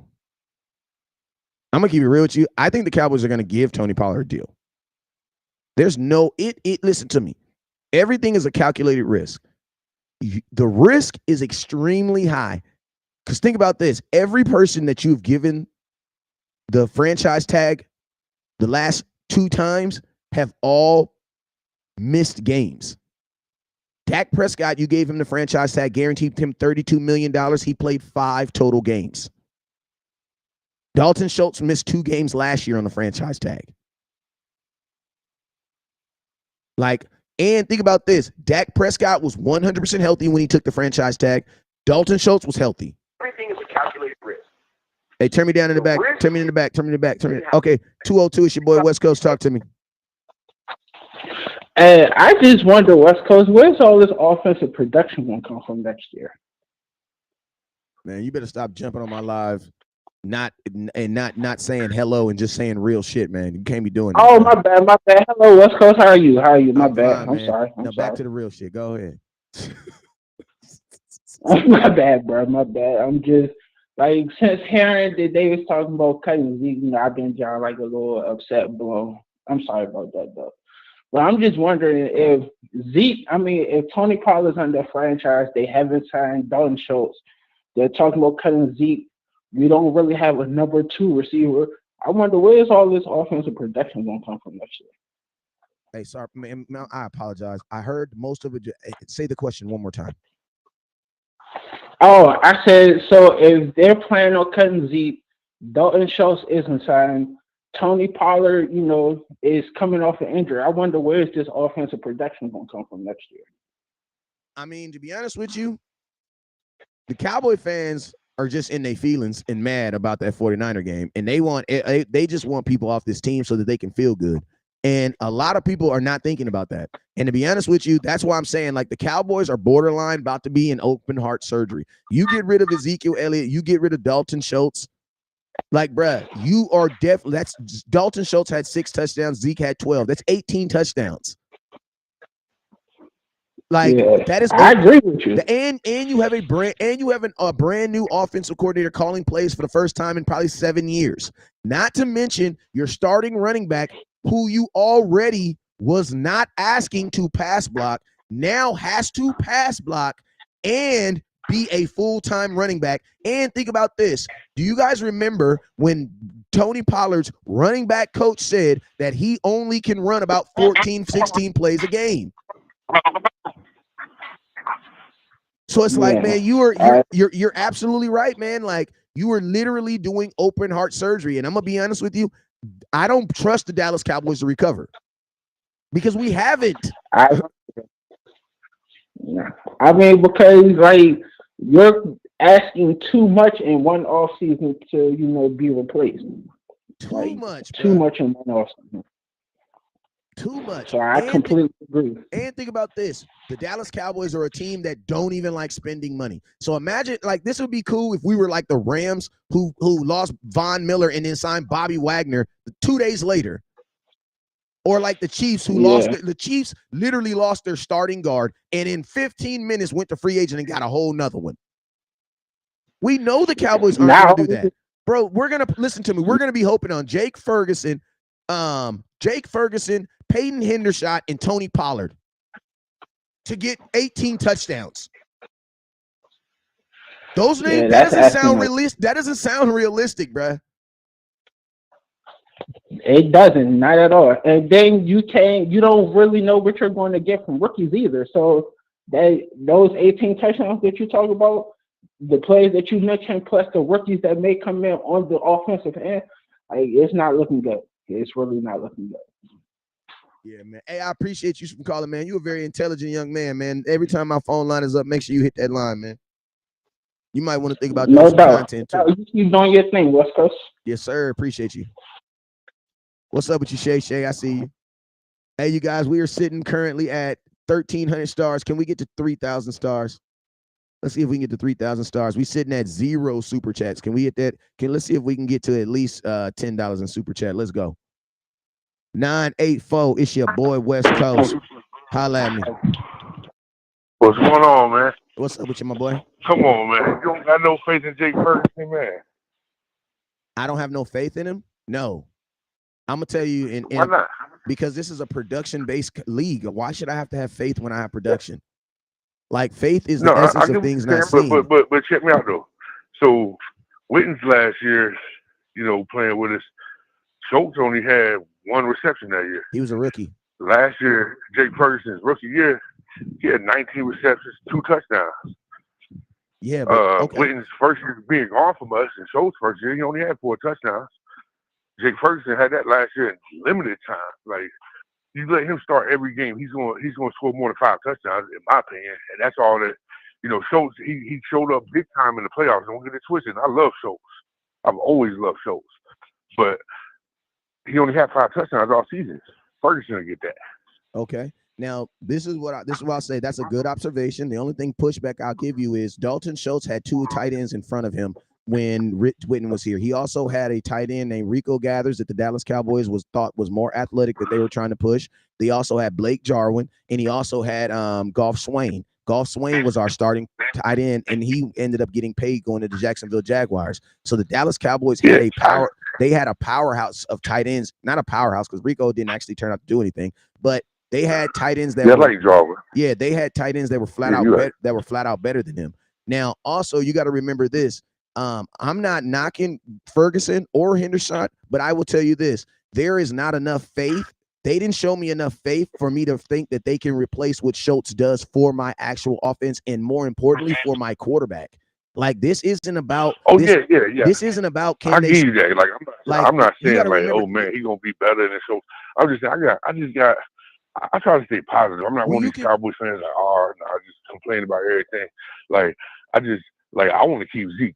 Like, if we can keep Zeke, that's my main concern. I want to keep Zeke. But as far as I think Ferguson could do what Schultz does if given the opportunity. I'm hoping, you know what I mean? I think he's our best. Now, Hendershot, I don't know. Ferguson, though, even Travis Kelce said himself that he thinks Ferguson should be a top tier tight end. That's saying a lot coming from the best in the league. You know what I mean? Yeah, this is what I'll say. Hendershot and Ferguson didn't do enough for me to even separate themselves. Like, if you ask somebody right now, who do you like better, Hendershot and Ferguson? Every single person is going to say somebody different. That right there lets me know that they didn't even do enough to separate themselves to see who's best. And think about this: in a West Coast style offense, you are definitely need a dominant tight end. So you need one of those guys to be clearly better than the other guy. And I'm going to tell you guys this: why are the Dallas Cowboys so programmed to think that you have to get rid of Schultz to cap Ferguson and Hendershot? My question is this: you have money, Cowboys. Doesn't it make sense to keep them all, considering you have 12 personnel? Exactly. And in 12, let's think about this. Yes. Every single game that the Dallas Cowboys played this year, they had 3 tight ends activated. If Schultz was hurt, they had McKeon. You need 3 tight ends to run the West Coast offense anyway. So my question is this: if Hendershot is better than Ferguson and Schultz in this, then guess what? Put them in different orders. But at the same time, you still need 3 tight ends. So my question is this: why am I going to diminish the whole entire tight end room? For what? For what purpose? And to think about this, I'm going to tell you also this. Listen, I'm okay with playing the lottery, but I'm not okay with playing the lottery when my mortgage and all my bills depend on it. Bro, if Hendershot isn't the guy that you think he is, bro, we are screwed. Yeah. You think about this: you're going to lose the touchdowns, and I'm going to tell you something else, which is almost more important. This is probably the only situation where touchdowns are. I'm going to tell you this right. Yeah, I'm going to tell you this right here. The only situation where these are just as important. You're also going to lead a guy who led your team in first downs, even when Amari Cooper was on this team. So you know what that means? On 3rd and 6s, 3rd and 7s, you know who Dak's looking for? Dalton Schultz. And I'm going to be honest with you, on a team that just lost in the 2nd round of the playoffs, why do you want to get rid of, theoretically, your MVP of the playoffs? Yeah. See, I agree with that. I definitely agree. I do not want to get rid of Schultz at all. But I got faith in what behind him. Like, I love Tony Pollard, but is he every down back in my opinion? No. We need Zeke, man. We got that. And see, and I'm gonna tell you this, and I'm gonna tell you this. The only, and I'm gonna tell you, and this is a good conversation. We're gonna talk for a little bit, OG, if you can. I'm gonna tell you the only flaw I see in that conversation, though, is think about this. People don't believe that Tony Pollard can replace Zeke, but Tony Pollard has more production.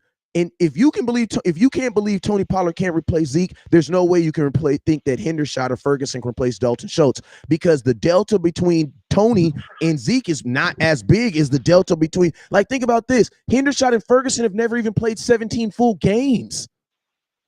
They've never been a starter for 17 games. Pollard can't. He can't run it in. He can't goal line. He's not a goal line back. What did Schultz do against the 49ers? He scored a touchdown. That's what he did. Dalton Schultz scored a touchdown versus the 49ers. Hold on, Brooke. Let me hold on. I think I got another caller in. I do. Hey, I'm talking. Is this not a not? Is it 984? Is you OG? That's Thomas. What's up? Hold up, real quick. Let me, because I gotta mute the new caller. I'm gonna mute you. I hear you. I'm talking. Is it 984? Is you? Hey, Thomas, Sir Thomas. Thomas. What's your 4 digits of your phone number? I'm gonna mute you. I hear you. I'm gonna just take a chance. I'm gonna just guess. I'm gonna just take a guess. OG, can you hear me? Can you hear me, OG? Sir? I think I got the wrong one. Let me see. OG, can you hear me? Can you hear me, OG? Or maybe West Coast. OG, can you hear me? Can you hear me, sir? Can you hear me, OG? Can you hear me? 918. OG on here somewhere. I just don't know where he's at. I don't know what call he's at. Cause I'm 984. Is this OG? Nah, that's Thomas. Okay, there we go. I found you. Go ahead, sir. You got 30 seconds. I'm gonna let you go. Go ahead. Say what? I said I said I got a couple other people coming on, but go ahead. Oh, now you good, bro. I just said everything. You know what I mean? Okay. Hey, I appreciate you for calling in, sir. Hey, next time, whenever you see that call in, make sure you hit that, okay? Absolutely, bro. Keep it up, man. I love watching you, bro. Appreciate you. I just didn't want him to dip without, saying. All right, so 817, it's your boy West Coast. Talk to me. I didn't want him to dip without. 817, it's your boy West Coast. Talk to me, sir. What's going on, West Coast? Oh, shoot, man. You know how it is up here. Trying to keep these wheels on. No, I'm sorry. Go ahead. I said trying to keep these lights on, man. Talk to me, sir. Look, man, I love your content, man. I'm JJ the Barber on Facebook, man. I've been following you for years, man. I appreciate you keeping up with the Cowboys all year long, 365. That's amazing. Ain't nobody doing it like that, man. That's some dedication. But I want to chime in on this Zeke thing, man. Like I said, Zeke reminds me of Jerome Bennett the last couple of years in Pittsburgh. He's a goal line guy. Him and Pollard complement each other. You need that splash and you need that power. But now for the price, I understand for a business aspect that we might not be able to keep them for the price, man. But hopefully they can work something out, maybe cut them and bring them back on a cheaper price.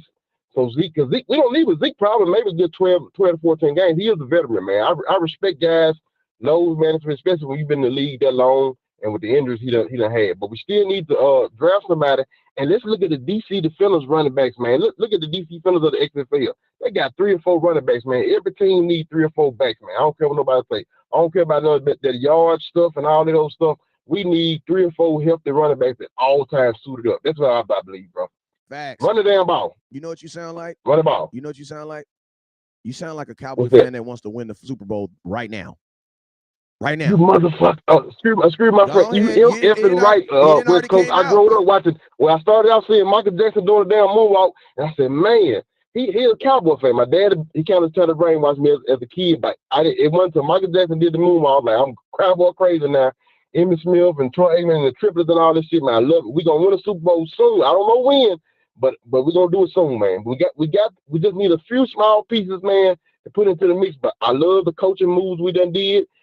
So we got a new mindset for our coaching staff, and I think we're gonna do great this year, man. Facts. Appreciate you, sir. Hey, where you cut at? Hey, give your business a shout out. Look, I have a mobile barbershop. I actually cut in my driveway. I have a mobile travel trailer I cut inside of. I've been a barber 20 years. I got tired of the shop rent thing. So I cut in my driveway. It's a nice setup in a mobile barbershop in Euless, Texas. It's about 15 minutes from Cowboys Stadium. So if anybody need a haircut, hit me up, man. Like I said, my number is 817-449-6593. I'm on Facebook, JJ the Barber, JJDA Barber. Hey, on my mama, he is now on the official barber of West Coast. From now on, I'm not gonna get my hair cut before I come to Dallas. I'm literally gonna wait till I get there, and you're gonna pull up on me, and we're gonna be live, and we're gonna rock your business. I'm gonna get a haircut live by JJ the Barber. Man, that's the new. I'm coming to Dallas 4 times this year for sure. So I know I'm gonna get my hair cut by you at least 4 times this year. All right, West Coast. I appreciate it. Keep on doing your thing, man. Let's go, Cowboy Nation. Hey, and if you need a cut, can I give out this 817 number? Yes, sir. Hey, if you need a cut and you in the Dallas Metroplex area, he will pull up on you. His number is 817-449-6593. That's 817-449-6593. And like Brother Drake said, hey, I'm going to give you my number. Don't call me unless it's some business. You feel me? Don't call me unless it's about some money. How about them Cowboys? How about them Cowboys? Appreciate you, sir. All right, bro. Hey, inbox me, JJ the Barber, inbox me so I can get you locked in. 918, it's your boy West Coast, talk to me. 918, it's your boy West Coast, talk to me from Tulsa, Oklahoma. Yo, what's up, man? Yo, check it out. Yes, sir. West Coast. Talk to me. It's like this, man. We can talk about Zeke all day long. Yeah, Zeke could be a decent factor for us later on in the years and this and that. But my focus is on Dak Prescott. Okay. Dak Prescott mobility was absent against the 49ers. Mm-hmm. So this new offensive coordinator coming in, we got to get him mobile, man. He has to be mobile. If he's not mobile, we don't win football games, because that is the key to getting the ball down the field. We can talk about Zeke all day. Yeah, Zeke might get us 5-6 yards on a drive. Of course, Pollard is going to bust it open. But Dak Prescott needs to be a mobile quarterback at all times. There's no way that we can win a Super Bowl if this man's sitting in the pocket all day, because he's not a pocket quarterback. And I was saying that before the playoffs even started. Dak got to be mobile, man. You know what I'm saying? And he's better. He's more of a weapon when he is mobile. You know what I'm saying? Absolutely. So we gotta get this man mobile. So I hope these OCs come in and say, hey, look, we're going to change the whole dynamics of how our offense is ran. Yeah, we can hand the ball off all day long, but when you tire out Tony Pollard by the 4th quarter and you got Zeke who's on his last leg anyway, what do you have left? You got a quarterback that has to be mobile. Yeah. So, at the 15-yard line, I'm putting my money on Dak to be mobile, get out the pocket, find an open man, or, take me 10, 15 more yards to the goal line. I don't need him sitting in the pocket and getting sacked 5, 6, 7 times a game. We're not going to win like that. Facts. Hey, man, that's a really, really, really good point. At the end of the day, run the damn ball. Somebody has to do it, and it has to get done. You know what I'm saying? At the end of the day, it's all, right. Everything is going to support, everything that we do, every move that we do has to be able to support what the quarterback's going to do with the football. And to be honest with you, what beat us against the 49ers was Brock Purdy. Purdy was in the pocket, right? Okay, yeah. He was doing his thing in the pocket. So he's a pocket quarterback. Dak is not a pocket quarterback. So what beat us was the fact that Dak wasn't mobile. That's what beat us. Facts. And I'm gonna tell you this right now. There's a lot of people that say the only thing that Tony Pollard can't do is pass block. No, he can't run on the A gap in that middle of that field either. You know what I'm saying? Tony Pollard's biggest runs have been on the edges. And to be honest with you, the Dallas Cowboys don't even run him in the middle of the field. You know what I'm saying? And I'm going to keep it real with you. With him coming back off of a broken fibula, they're for sure not going to run him in the middle of the field. Why? Because that's where people are more likely to step on your foot. You know what I'm saying? Like for the first, there you go. For the first year. So now, go ahead. So now with that being said, you have to have a quarterback that has better options to say, okay, look, We can't destroy our running back. Some of my guys not getting open. Okay, let me go ahead and call my own number. Let me get up through there. You know what I'm saying? Let me get 5-6 yards here and there. Let's see what we can do with that. You gotta be versatile. You can't say, okay, I'm gonna sit in the pocket and I'm gonna throw the ball down the field the whole drive and I'm gonna run my running backs the whole game and I never do anything. You have to be mobile. Facts. And that's just all aspect, because you have to. Shout out to my boy Steve with the 3,000 stars. Hey, Steve, you always have to be able to have the threat of run. You know what I'm saying? And I'm gonna tell you this right now: if Tony Pollard is gonna be our starting running back, considering he is a running back that also catches the ball, we're gonna throw the ball more than we pass more, and we're gonna throw the ball more than we run in 2023. But I'm gonna tell you now. Are we gonna be more successful doing it? I don't know. But everything is leaning toward us throwing the ball more next year. Well, I'm going to say this and I'll be done, West Coast. You got to go and get a receiver. You lost T.Y. Hilton, which was a big mistake. You got to go and get a receiver that doesn't put pressure on CeeDee Lamb and Michael Gallup catching everything you throw. You got to go get a receiver that can go out there and burst open something when we need it. You know what I'm saying? Kind of like a Tyreek Hill or Cole Beasley in the slot. That can work down the field. We can't always rely on our tight end, and we can't always rely on CeeDee Lamb and Michael Gallup. Go get you a slot receiver that can break some things open. Yeah, and then think about this: we talking about throwing the ball more while getting rid of your probably your best pass blocker on the team. Like a lot of these decisions that we're making don't coincide with the other decisions that you're making. Right. Like they. Well, I'm gonna say, at the end of the day, Jerry Jones is not gonna be the person that you go to make the best decisions. So the Jones boys gotta go over their daddy head. Say, hey, look, man, we're gonna do this. You know what I'm saying?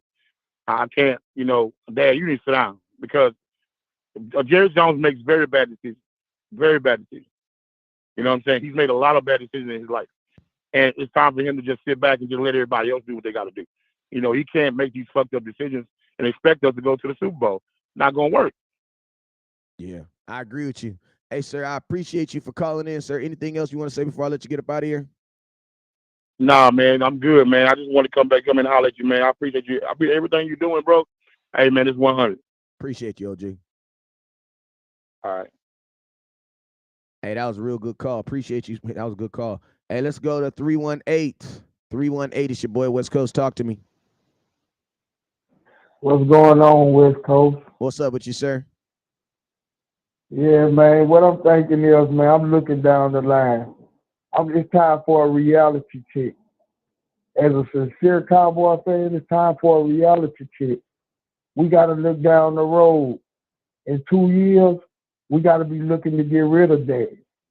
No matter how much we like him, no matter what type of quarterback that we think he is, because I don't see that getting any better. Even though we had a 12-win season, I don't see Dak getting over the hump. I feel like if Dak don't succeed this upcoming season, we need to get rid of Schultz, because Dak becoming self-reliant on one player. We need Dak to be able to spread this ball all the way around the offense. If you're a real Cowboy fan, then you know players come and they go. Nobody lasts forever. Okay. So I'm looking at it is in the next 2 years, because they spreading that contract out and doing this in the next 2 years, we got to be looking to get rid of that. Because I really, no matter what, I don't see Dak over that game against the 49ers. We could come up with every kind of excuse that we want to come with because we die-hard fans. But Dak lost that game. Dak put that ball in the defender's hand. Dak did that. You can't blame the offensive coordinator or Dak releasing that ball before his receivers get in the right position to catch the ball. So what I'm looking at is, I look at it as the whole team is really strong. But the head, until we get rid of our head, which is Dak Prescott, we would not. Okay. So OG, my question is in doing anything. Okay, so my question is this. And also I feel real quick, because I like listening to your content. You got good content. But I feel like since you start mingling with the stars, you stop calling it straight how it is. Okay. Ever since you took a handshake with Dak Prescott and start mingling with the stars a little bit, you won't call it how it is. Okay. That got to go, man. Okay. Now, can I ask you a question? Thank you. Okay. Can I ask you a question? Hey, yeah, go ahead. You still there? You've been watching me a long time, right? Yeah. So you remember how I felt about Dak when he first came into the game? When he first came in, he was our Dallas Cowboy, our quarterback. You remember how I felt about him, right? Yeah, you was kind of really on the fence. I was on the fence, right? So then you can trust. Yeah. So then you can trust my opinion. Since for the first 2 years of Dak Prescott being my quarterback, first year I was 100% saying that the Dallas Cowboys should have went back to Tony Romo. Year 2, I was a little bit on the fence because I was saying that, hey, Dak Prescott is a guy that doesn't really put the ball. He doesn't really, he's not moving the ball up and down the field. It's more Cowboys relying on the run game, right? But do you know when I became a Dak guy, or I guess you could say a Dak guy, or when I did that, when I thought about that, when I realized this, is when the Dallas Cowboys stopped running the ball and Dak started throwing 38 touchdowns and we started winning games. So, and then also I'm also tell you something too. The last time I shook hands with Dak Prescott, he was in a green suit. And we were at the Atlanta Falcons game, and he had just got sacked 7 times. That was the last time I shook hands with Dak Prescott. So it's been a good minute since I shook hands with Dak Prescott. So because us as the fans, we depend on your content. We listen to your content. You got fans from everywhere, and we want you to tell us the truth.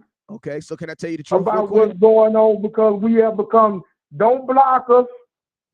So can start listening to your fans, because we still here. Okay, so OG, we might not agree with what you're saying, but that's just what it is. Okay, so OG, can I say something? Can you trust me then? No. Can I ask you? Go ahead, yeah. I need you to trust me then on this. I need you to trust me on this. You have a really good quarterback. And I'm going to tell you this right here. If you say you trust me. You have a really good quarterback. And I'm going to tell you this right now. I believe that Dak Prescott was not good enough to outplay the fact that he lost his number 1 receiver and the Cowboys didn't replace him. You didn't know who CeeDee Lamb was until the Green Bay Packer game. Your offensive line, your starting offensive line changed 7 times in the first 7 weeks. Dak Prescott had a different offensive line week 1 than he did when he came back. Because why? Because Tyron Smith got injured. You also had 2 players playing in 2 total different positions that they never played in. Minus also the fact that your quarterback also did what? He broke his thumb in that same season, came back. Now, think about this. The Dallas Cowboys have already admitted that Kellen Moore was a problem. You want to know why? Because people don't get fired for doing their job. People tend to get fired for not doing their job. So you also got to equate all that in there. Now, I'm going to tell you this. The hypocrisy that I see with a lot of Cowboy fans is this. You guys feel this way week to week, because I know for a fact that you did not feel this way against the Tampa Bay game. So let's just be real. Dak Prescott single-handedly won you a playoff game with one of the greatest performances of all time by a quarterback in a playoff game. And then, yes, he did lose the next week against the number 1 defense in a game where the Dallas Cowboys refused to run the ball or could not run the ball for whatever reason you would decide. So, yes, he did lose that game in a game where we had to force the football, in a game where we chose. And then also think about this. For the people that say that Ezekiel Elliott only gets 2 1-yard rushing yards, he only gets 1, he only gets touchdowns from the 2. Okay, I remember Dak Prescott throwing an interception in the red zone on the 2. Why we just didn't give him the ball then and let Zeke get his 4th rushing touchdown from the 2-yard line? You want to know why? Because a guy that we fired thought it made more sense. That's why. So I think we got to kind of understand, what we're looking at. But this is what I will say. This is what I will say for the Cowboy fans that say that, I'm not even, listen to me. When people say that I don't give them the real talk or something like that, that's a challenge on my integrity. And I'm going to keep it 100 with you. I smoke live on air. You know what that lets you know? I'm 100 at all time. You feel me? I take those chances of people not liking me. I'm also the guy that also speaks very strongly for the black quarterback, considering that 87% of my fan base is white Americans. So hold up. We don't care about the black. It don't got nothing to do with. So let me get on my soapbox now. Let me get on my soapbox, and I muted a couple people because I gotta get on my soapbox for a minute. You know what I'm saying? Because one thing that I won't stand for is someone challenging my integrity, right? The only person that can challenge my integrity is my mama, my wife, my children, in-laws, people that are associated with me. But I will say this, as Dak changed, I changed. And I'm going to tell you this right here. There's a lot of nonsense Cowboy fans that are y'all in y'all feelings, bruh.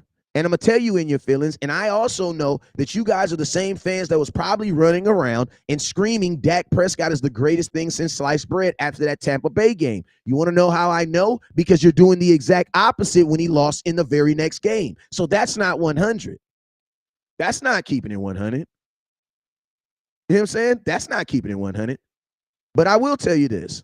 If I meet a celebrity, if I meet somebody, I do act a little different. You want to know why? Because now I feel I know them kind of personally, right? So when you know someone personally, you have a different affection for them. It doesn't diminish what you do. I beat the hell out of my kids all the time. Y'all see how I talk to my children? I'm raising men over here. You feel me? I'm raising the next Michelle Obama over here. You feel me? I talk to my children in a way that shows them that what? They daddy don't play. You feel me? So if I'm gonna keep it 100 with them, how the hell am I gonna keep it well about some Cowboy, bruh? This ain't no life or death. This ain't no life or death.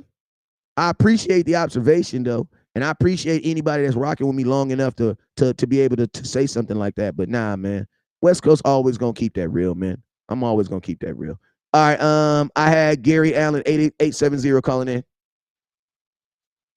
What's up with you, 870? 870, it's your boy West Coast. Talk to me. All right, he ain't talk to me. 205, it's your boy West Coast. Talk to me. What's happening? What's up, landlord? What's going on, man? You all right over there, man? I know you heard the bad news about Zeke, possibly, man. Man, listen to me. There ain't no bad news. We literally have the exact same news that we had from yesterday. The only thing the Dallas Cowboys did is, listen to me. There's nothing else that the Dallas Cowboys, oh my God, landlord. You just created a thought in my head right now. Like, you guys know how you watching Netflix and then when that movie goes off, it says, if you like other movies like this, you can click here and go to the next movie. Yeah. But listen to me. The goal of the Dallas Cowboys is to do this, to always have a next movie plan. The Dallas Cowboys went from all that good. The Dallas Cowboys went from all that good. The Dallas Cowboys went from all that information that they put out yesterday and ruling the airways to then just switching it to another subject. Because think about this. We're still talking about what? Rumors. Somebody tagged me when we actually talk about an action. The difference between a rumor and an action is a rumor is a conversation about something you think or may happen. Action is what's happened.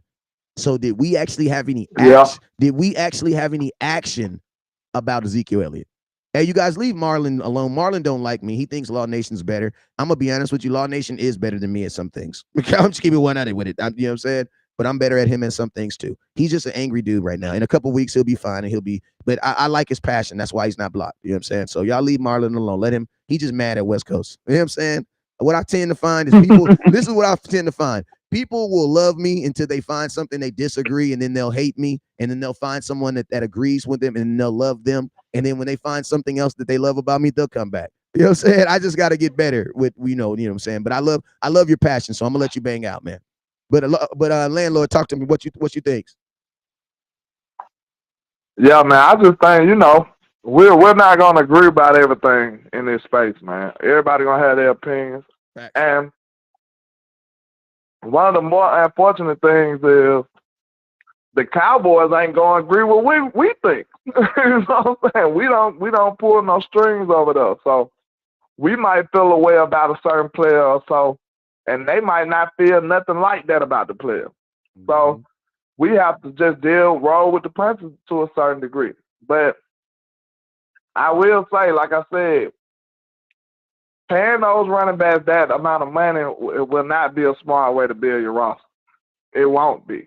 But were there things that they could have done to make it work? Sure. They could have signed Tony Pollard to a longer-term deal and then got Zeke Elliott cap hit down if they actually wanted to keep him. Yeah. But it makes you have suspicions to, did Zeke get approached with a deal? Or did Zeke just say he want out? Or did anything like that happen? Is that what's going on? All of this is speculation. Facts. Maybe they came to Zeke with a low ball type number and he felt disrespected. All of this is possible. So we don't know who's at fault if he is in the league. We don't know if the front office was the aggressor or was Zeke the aggressor. We don't know nothing right now. So I guess we just got to take a step back till we figure out what's going on for real. Yes, but think about this, though. We can all agree that nothing's happened. yeah, that's factual right now. That's factual. And so that's what I'm like. It's so crazy because I love my boy Henny. I love him, right? That's my blood. He called me. You know what he do? He called me early as hell. West Coast. Are you gonna do something about that? You gonna do it on this? What do you say? On this Zeke? I say, what happened? He said, it's rumored they're gonna be releasing him today. I said, bro, call me when they do something. Lay back down and literally. Wes said he from the show me state. Yeah, bro, I thought you were from Cali. Bro, I literally rolled back. I literally rolled back up, rolled over, and went back to sleep for like 20 minutes, man. Because at the end of the day, if you guys think about it from a macro spec, from a large portion, right? The goal of the Dallas Cowboys is always to be in the what? Media. We are always going to try to rule the media. If the Cowboys don't put this information out about Zeke, what are we talking about right now? We'll be talking about Stephon, though, really. We be talking about yesterday. But guess what? Today, we get to rule everything. And think about this. This is the thing that we got the positive news and the bad news. You're only talking about the Cowboys. And I'm going to tell you this right here. You get to rule the airways without physically doing anything. Like the Cowboys haven't done anything. Do I think that, listen to me, people say, so West Coast, you don't think Zeke gets cut? This is what I'm going to tell you. I don't know what's going to happen, but I'm going to tell you what I think is going to happen right now. I don't know what's going to happen in the future. You know what I'm saying? But what I think is happening right now, I feel like the Dallas Cowboys have offered him some type of either restructure or reduction in salary, and they are giving him the opportunity to decide if he's going to do it. Because I'm going to tell you this right now. If the Dallas Cowboys are releasing Zeke, you don't need no time. You do it. If Zeke is getting released, why isn't he released? Why are we sitting here having conversations about him getting released? Bro, and think about this. There's no incentives between releasing him today or releasing him tomorrow. You have one player that you can designate as a post-June 1 release. You can do it. The Cowboys could have woke up this morning, released Zeke, designated him as a June 1 release, and guess what? We're not talking about anything. You know what we're talking about? We're talking about Aaron Rodgers. The biggest story in football right now should be Aaron Rodgers. Yeah, he's going to the Jets, which we play. Exactly. Oh, my God. Oh, my God. Yeah, we play them. We got to see Aaron Rodgers again. And I ain't going to lie, we get to see CD go up against South Gardner. See that's going to be an interesting game. And this dude just called. You going to get to see Trey against some of them young receivers they got over there. I think we'll win, though. I'm taking my guys. Me too. Hey, but man, landlord, I appreciate you for calling in, my guy. I think I got Henny on the other line. I'm gonna grab him up. Make sure you call back in if you see me live, my guy. We're gonna do a show later on tonight. What's today? Wednesday? Yes, sir. I'm with it. Yeah, appreciate you, though. Appreciate you, man. Yeah. Hey, we going to the draft. I'm telling you, going to the draft. 409. It's your boy West Coast. Hey, it's B Bird. How you doing that West Coast? B Bird, what's up with you, sir? Nothing much, man. I wanted to hit on a couple of points. You may have covered some things, but I just tuned into your show. First of all, one of the things that people underestimate is like when somebody approaches somebody like Zeke in the locker room. With a pay cut, they have to go back to their locker room with their pay cut. And a lot of people underestimate that. If a guy's making say $13 million and then they go back in and take a pay cut for $3 million, they got to go back in their locker room and look at these guys that just saw, hey man, you just took a $10 million pay cut. You know what I'm saying? So sometimes even if another team offers the same thing somewhere else, you get what I'm saying? It's easier to take that deal somewhere else than it is to go back and face these guys in the locker room. Mm-hmm. That's why one of my thing is that what can the Cowboys offer Zeke that's not disrespectful? You get what I'm saying? He has to still have his respect in the locker room. And so it's just a real tough situation right now. I don't know what you think about that.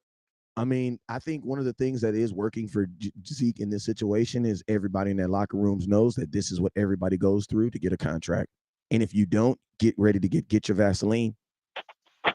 You know what I'm saying? I think every player that comes to the Dallas Cowboys should understand that it does not matter who you are, that it is going to be a fight getting money out of Jerry Jones. And to be honest with you, think about this. We're talking like the known stars. Like, who are the known stars that we should know for get money? Trevon Diggs, man. They've already started the I call it the vilification. The vilification is when you take Captain America and you find things about Captain America to turn him into a bad guy. How the hell you turn Captain America into a bad guy? The Cowboys do it every year. Every single year, they do it every single year to their stars. They turn their stars into the bad guys. You know what I'm saying? So it's like they've already started the vilification. If you ask right now, is Trevon Diggs a good corner? Half the nation's going to be like, no, I don't like him. Oh, he had an opportunity to change the game in the 49er game, but he didn't. He dropped the interception. And I'm like, what? Hey, Wes. Go ahead.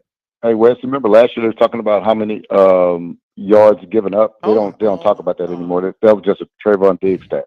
Facts. You get that? Facts. And so now they're going to something else because he had the interceptions. And so we have to be cognizant of this, the mainstream media, man, and they're going to put out narratives out there. That's why I don't listen to those guys anymore, Skip Shannon's, Stephen A's, and all those shows, because they're going to use the Cowboys. Cowboys could be 4-13. They're going to lead off the story with the Cowboys to tell you everything. Facts. And so, and I always say this too about those two stations. If it wasn't for the Cowboys and LeBron James and the Lakers, those shows would only be 30 minutes. Facts. To be honest with you, and so because that's all they do is talk. They rehash things. I've seen them get on subjects and then turn them. It could be NASCAR. Next thing you know, they're talking about Dak, and so it's just like it's redundant. But speaking of Dak, man, I want to just tell you my evolution of him. So the first year, I was looking at him and I saw him winning, and I thought that they were really relying on the run game and everything else too. I said, well, he's a good quarterback. He's a game manager. And I also thought that, Tony Romo, and I still say today, Tony Romo was a better quarterback year one with Dak than, Tony Romo. I felt that they should have went back to Tony Romo. Facts. But the evolution, I'm kind of like yourself 2 minutes on the clock. My evolution, this is the deal here, man. Hold on.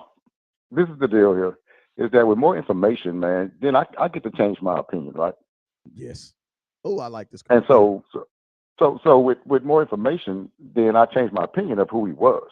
And so what I'm saying is now I don't have the same opinion anymore. He's proven things differently to me. And I'll tell you this before I leave. This guy had to overcome a front office and a coaching staff that are negatives in this league. These other quarterbacks have coaching staffs and front offices that put people around them that are invested in him to win. He has to overcome this. This guy went 12-5 with this coaching staff and this front office. And to be honest with you, that's a miracle, to be honest with you, man. Facts. And so look here, Wes, I got to get off the phone. I'm going to holler at you later, brother. Appreciate you. Hey, B Bird, man, every time I call, man, he got off that line quick than a bit. Man, you better call back in, B Bird. Don't play with me. 918, it's your boy West Coast. Talk to me.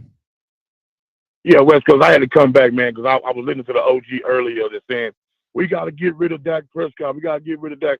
Let me tell you something, man.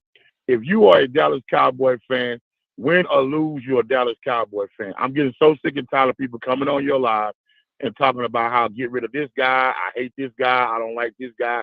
That is all a part of organizations, all a part of business, and it's all a part of winning and losing.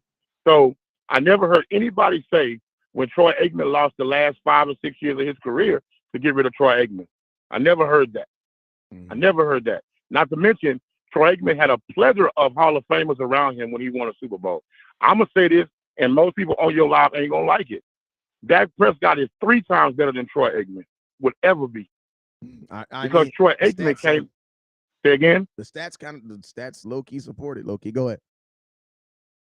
So my thing is that Dak Prescott is a better quarterback as far as his mobility when he is using it. He's a better quarterback as far as the arm, his accuracy. He's a better quarterback at knowing, how to get the ball down the field quicker and faster. A lot of aspects that Troy Aikman had came off of the fact that he had Hall of Famers out there catching the ball. He had Hall of Famers running the ball from the backfield. He had Hall of Famers protecting his offensive line. So let's not shoot Dak Prescott in the head because he doesn't have the right kind of coaching staff and the supportive Hall of Fame teammates. Dak Prescott hasn't had but maybe 1 or 2 Hall of Famers that ever played with him. So I think he's done a fabulous job with what he's had over the past 10 years in his lineup.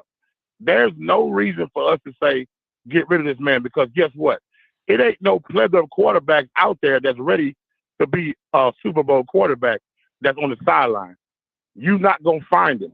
That's true. Where you going to find him at? You see what I'm saying? So all this stuff about get rid of Dak Prescott, get rid of Dak, that's emotions. That's emotions, bro. And we got to get off of emotions. Look, these people don't pay our bills, but at the same time, we got to have some kind of level of understanding that is a very hard position to play quarterback in the NFL, bro. That's very hard to do. You know how many people have been successful compared to people that haven't been successful? Let's go talk to all the unsuccessful quarterbacks in the past 20 years. There are a plethora of unsuccessful quarterbacks compared to Super Bowl winning quarterbacks, bro. Facts. A plethora. Shoot, I agree. Okay, so yeah, I mean I understand. So I'm just saying, bro, that I get tired of hearing your content of we got to get rid of all Dak Prescott because all he does is lose. Oh, meaning this man been winning. I said I'm not saying that. Right. All he's been doing is winning his entire fucking career, bro. He's been winning his whole career. Now, he might not have won a Super Bowl, but when you look at all the quarterbacks that have came and went in the league in the past 10 years, then you come talk to me. Come talk to me. Shoot, this nigga is consistent. Shoot, I agree with you, sir. Hey, AOG, man, I appreciate you. I got like 6 more calls I got to get to. Make sure if you see that line again, make okay, sure I'm gone, bro. Thank you. Ooh, I might get an FCC violation for that call, boy. God damn. But hey, man, I will say this: I do believe Tony Romo's better than Troy Aikman. Dak Prescott, I don't know about right now, but I do believe that Troy Aikman is better than Tony Romo, and I don't care. We can fight about that all day. What's up with you? Is it HTM? What's up with you, sir? It is. Can you hear me now? Yeah, I can hear you. Okay, cool. Yeah, man. You know how to tap in, man. Like I didn't know I was gonna run into this Dak Prescott slander on this fine day. Like, why the hell slander you? But they were slandering me first. Hell, you mean? Man, listen, I didn't hear that part. I just came in the last time.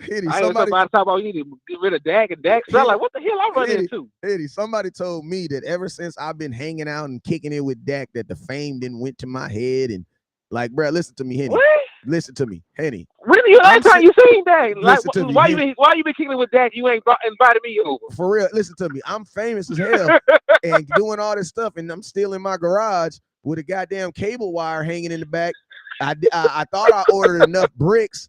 But as y'all can see, the whole right side of the garage is still sharing. Like, man, they wild. They wild as hell. But the timing is crazy. listen, like the Dallas Cowboys are actually making moves in the offseason. Like they kept a key player in your defense, Donovan Wilson, that you needed. They traded and got you Stephon Gilmore. You got the best secondary in the National Football League right now on paper. But why the hell can't y'all be happy? Why everything gotta be about Dak Prescott? Dak ain't played since January. Y'all still talk about this man. Yeah. And the man just got restructured. That man finna make $60 million next year. You know damn well he can't get cut. He got a no trade clause. Can't get cut. Shut up. Shut up. We don't want to hear about your bitching and moaning. The deal is Dak Prescott is your quarterback, whether you like him or not. And if you look at his numbers, you look at his production, you better love him. Because you lucked into Dak Prescott. Y'all been mad at Dak Prescott when Jerry Jones wanted to bring you Paxton Lynch. He tried to trade up to get Paxton Lynch, who was getting his ass bitch to the XFL. But you mad at Dak Prescott. And it's funny because people will 6-1. say, let me tell you, it's funny. People will literally say, I don't care. It's all about winning it. If he doesn't win it, it's all about winning it. And then I'll be like, okay, who you going to replace him with? And it'd be a bunch of quarterbacks who haven't even won as much as Dak. That's why I be saying, like, some of you guys, and I'm, and listen to me. This don't apply to everybody, but some of y'all, Dak just doesn't fit the model of what you think a quarterback should be. You know what I'm saying? Like, that's just real. Like, he doesn't fit the model of what you believe he is. What you believe a quarterback should be. Hey, Henny, they want to know, what are your thoughts on Ezekiel Elliott? Man, it's a sad day in America cutting the boy Zeke, man. But he ain't if they actually go through with it. Huh? I said if he gets cut. But, I mean, what's your thoughts on it right now in the sphere of everything that's going on right now? Man, they got to do – listen, they cut Zeke. They can't just go into the season with Tony Pollard and Malik Davis. They will still have to go get you a veteran running back. Because I'm not going to trust Malik Davis to, take over Ezekiel Elliott's carries and think that I'm going to get similar production. But regardless if people like Zeke or not, he gave you 12 touchdowns and he had over 800 yards. There's no guarantee that another running back can do that for you. In 15 games. And, you're going to be missing a – yeah, and it's going to be the fact about what you're going to be missing in pass protection. You had like the 28th ranked pass blocking line in football last year. One of the reasons you were able to mitigate, some of that was because of Ezekiel Elliott's pass blocking ability. Now, I am the numbers guy. I do see like where like the production of Tony Pollard, but as a complete back, like Ezekiel Elliott is the complete back right now. So if you cut him, you need to be trying to look at somebody that can fill some of those voids that he's gonna be. You need to be trying to look at somebody like a Kareem Hunt. You need to be looking at somebody that's on the free agent market that you can bring in, and not just truck Malik Davis or a rookie or a tandem of that. So yeah, like if they do it, they do stupid stuff all the time. But looking forward, trying to step back, take my fandom out of it. If they do something stupid, they gotta make stupid smart. Facts. Cutting Ezekiel Elliott and not replacing him with anything is the same way what they did with Amari Cooper. Yes, CeeDee Lamb stepped up, but the boys behind him ain't did nothing. So even if Tony Pollard gets you like 1,100 yards next year as a starting running back, and he goes crazy, he proves himself. You had almost 2,000 yards on the ground between your running backs. Is Malik Davis really gonna give me 700, 800 yards and 12 touchdowns? Is he really gonna give me double-digit touchdowns? Yeah. So I don't know. This. Who is going to be the running back on play action passes? When you go to your play action pass offense, and your running back is typically the lead blocker. Why? Because you're faking the ball to him. Who is going to do that? You're going to ask me now, Tony Pollard now is going to run the ball 14 times a game and pass block 10 or 15 times a game? I don't believe so. And guess what? If you bring in another running back just to pass block, congratulations. You just told the whole defense what you're doing. Congratulations. Yeah, it's gonna be. Wait, listen to me. Joey said, and maybe it's a schematic thing. Maybe. Hey, what do you have to say to people who say, yeah, but 6 of those touchdowns were from the 2-yard line? How many touchdowns did Tony Pollard have from the 2-yard line? I'm not sure. Because I remember a Giants game. I'm pretty sure most of Tony Pollard's touchdowns were big plays. I remember a Giants game where Tony Pollard got the ball on the 1-yard line, on first down and second down, and he could not get in. And you know what they did on 3rd and 2? They gave it to Zeke. They gave it to Zeke. See, I don't discount touchdowns. They're There's hard. A reason why he had 12 the same way touchdowns. that they say Zeke. same way that they say that Zeke got in front of one, you could have got stuffed. You could have got stuffed and not got the touchdown. It's harder than it looks to try to get in there, at the 1 yard in the goal line. So I don't discount touchdowns just because they're 1 yard, 2 yard, wherever it's from. You still got to get in. Like, so when you get on the 1 yard line, do defenses just say, "Hey, let me stop and just run the ball in, let them go in"? Do defenses not try to stop you from the one? Like that is literally like a little kid's way of arguing. That's the dumbest thing I've ever heard of. Yeah, but the touchdowns were from the 2 yard line. Okay. Do you only get 5 yards when they're from the 1 yard line? 5 yards? I would almost think a 1 yard touchdown is probably harder to get than any other touchdown. Want to know why? Because everybody knows exactly where you're going. If Zeke is only good for 2 to 5 yards, I love that. Like, think about this. Zeke is not going to be a full-time running back. So if he's only good for 800 to 900 yards, that's good anyway. There's only been 7 running backs in 102 years, I'm sorry. There's only been 7 teams in 102 years that have even had a running back with 2 1,000-yard rushers. So what were we really trying to do? Trying to rewrite history? For the role that they gave him, splitting carries, he did his part. Like that's why I felt like they could have still got something done. You could have still saved money by restructuring Zeke. You would have saved $7.3 million, and you could have kept Zeke and his production, and you wouldn't have had that much turnover in the running back move. So it's not about the money. You're under the cap right now. So I'm not really sure why it evolved to this point to where they're talking about they're going to release the man. But it's a sad day. Like Ezekiel Elliott, he did a lot for us. Like, people can say what they want about him missing a step. He took a lot of hits. Right? You're not supposed to be the same running back you were year 1 that you are going to year 8. It doesn't work like that. But you can't sit here and say that he's not productive. He's still pretty productive. If he when he's healthy, when the line is healthy as well. So sad day in America. But if it comes down to it, I gotta do my due diligence and see what else we can do. Because we still got to find out win a Super Bowl with or without him. So I got to do the due diligence on what else is out there. It comes down to that. He says, West Coast, you always bring up the 2 yard thing about Tony Pollard. Maybe it was good, bad play calling. Your favorite OCC. Well, my thing is this: ain't nobody really run. I mean, from the 2 yard line, it ain't really too many play calls, bro. Running the ball ain't really much you can do because you're not running like no draw or no fake on the 2 yard line because the defensive line is right there in front of you. So there's only really certain plays you can really run. It's not a matter. And my thing is this: why would you use Tony Pollard in a situation like that if you have a Zeke? That's the whole purpose of having a Zeke. You know what I'm saying? And it's like, people want to look at the only stat that people hang over their head when it talks to Zeke, when they're really, really getting on Zeke, is the per average. But if you really look at the per game, I think Tony Pollard's averaged 63.4 yards a game. Zeke averaged 58. Like, a difference of like 7 yards. If Zeke plays 17 games like Tony Pollard, Zeke is a 1,000-yard rusher. The Cowboys are the 8th team with 2,000-yard rushers, but he only played 15 games. Hey, Henny, I got like a couple more people. You got something else you want to say, man? I got a couple more people on how to get on him before I get up out of here. Nah, man. Hey, y'all keep tapping in and showing love to West Coast, man. One of the best in the business. Hey, salute, brother. I appreciate you, my boy. Anytime. All right, 214, it's your boy West Coast. Talk to me. 214, it's your boy. Hey, what's up? Yeah, can you hear me? I can hear you. Who I'm talking to? It's your boy West Coast. Hey, what's up, West Coast? This is Stargazer Sports. What's up with your Stargazer? What's up with your Stargazer? Talk to me. Yeah, so I'm calling in. I appreciate you taking my call. I know you got a whole bunch of callers. I think this is my first time getting a call in with you.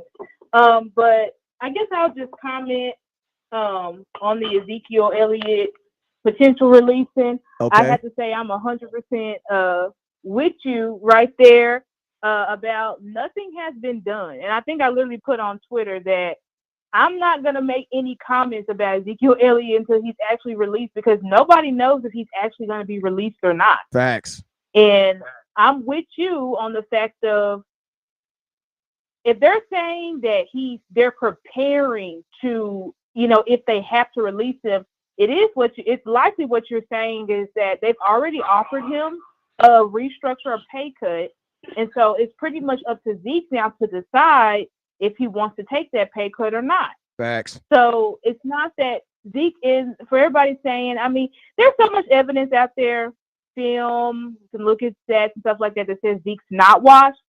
So I've literally had DM wars with people about Ezekiel Elliott and all the stats and all of this and all of that. I definitely think that we should retain Ezekiel Elliott because it's going to make Zeke is still productive, just like you said.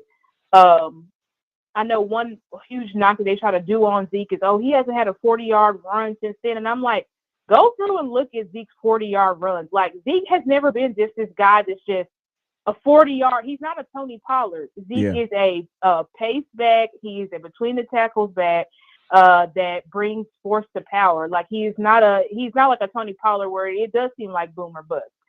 And if you go through and look at the stats compare versus our division opponent, Zeke tears up our division opponent.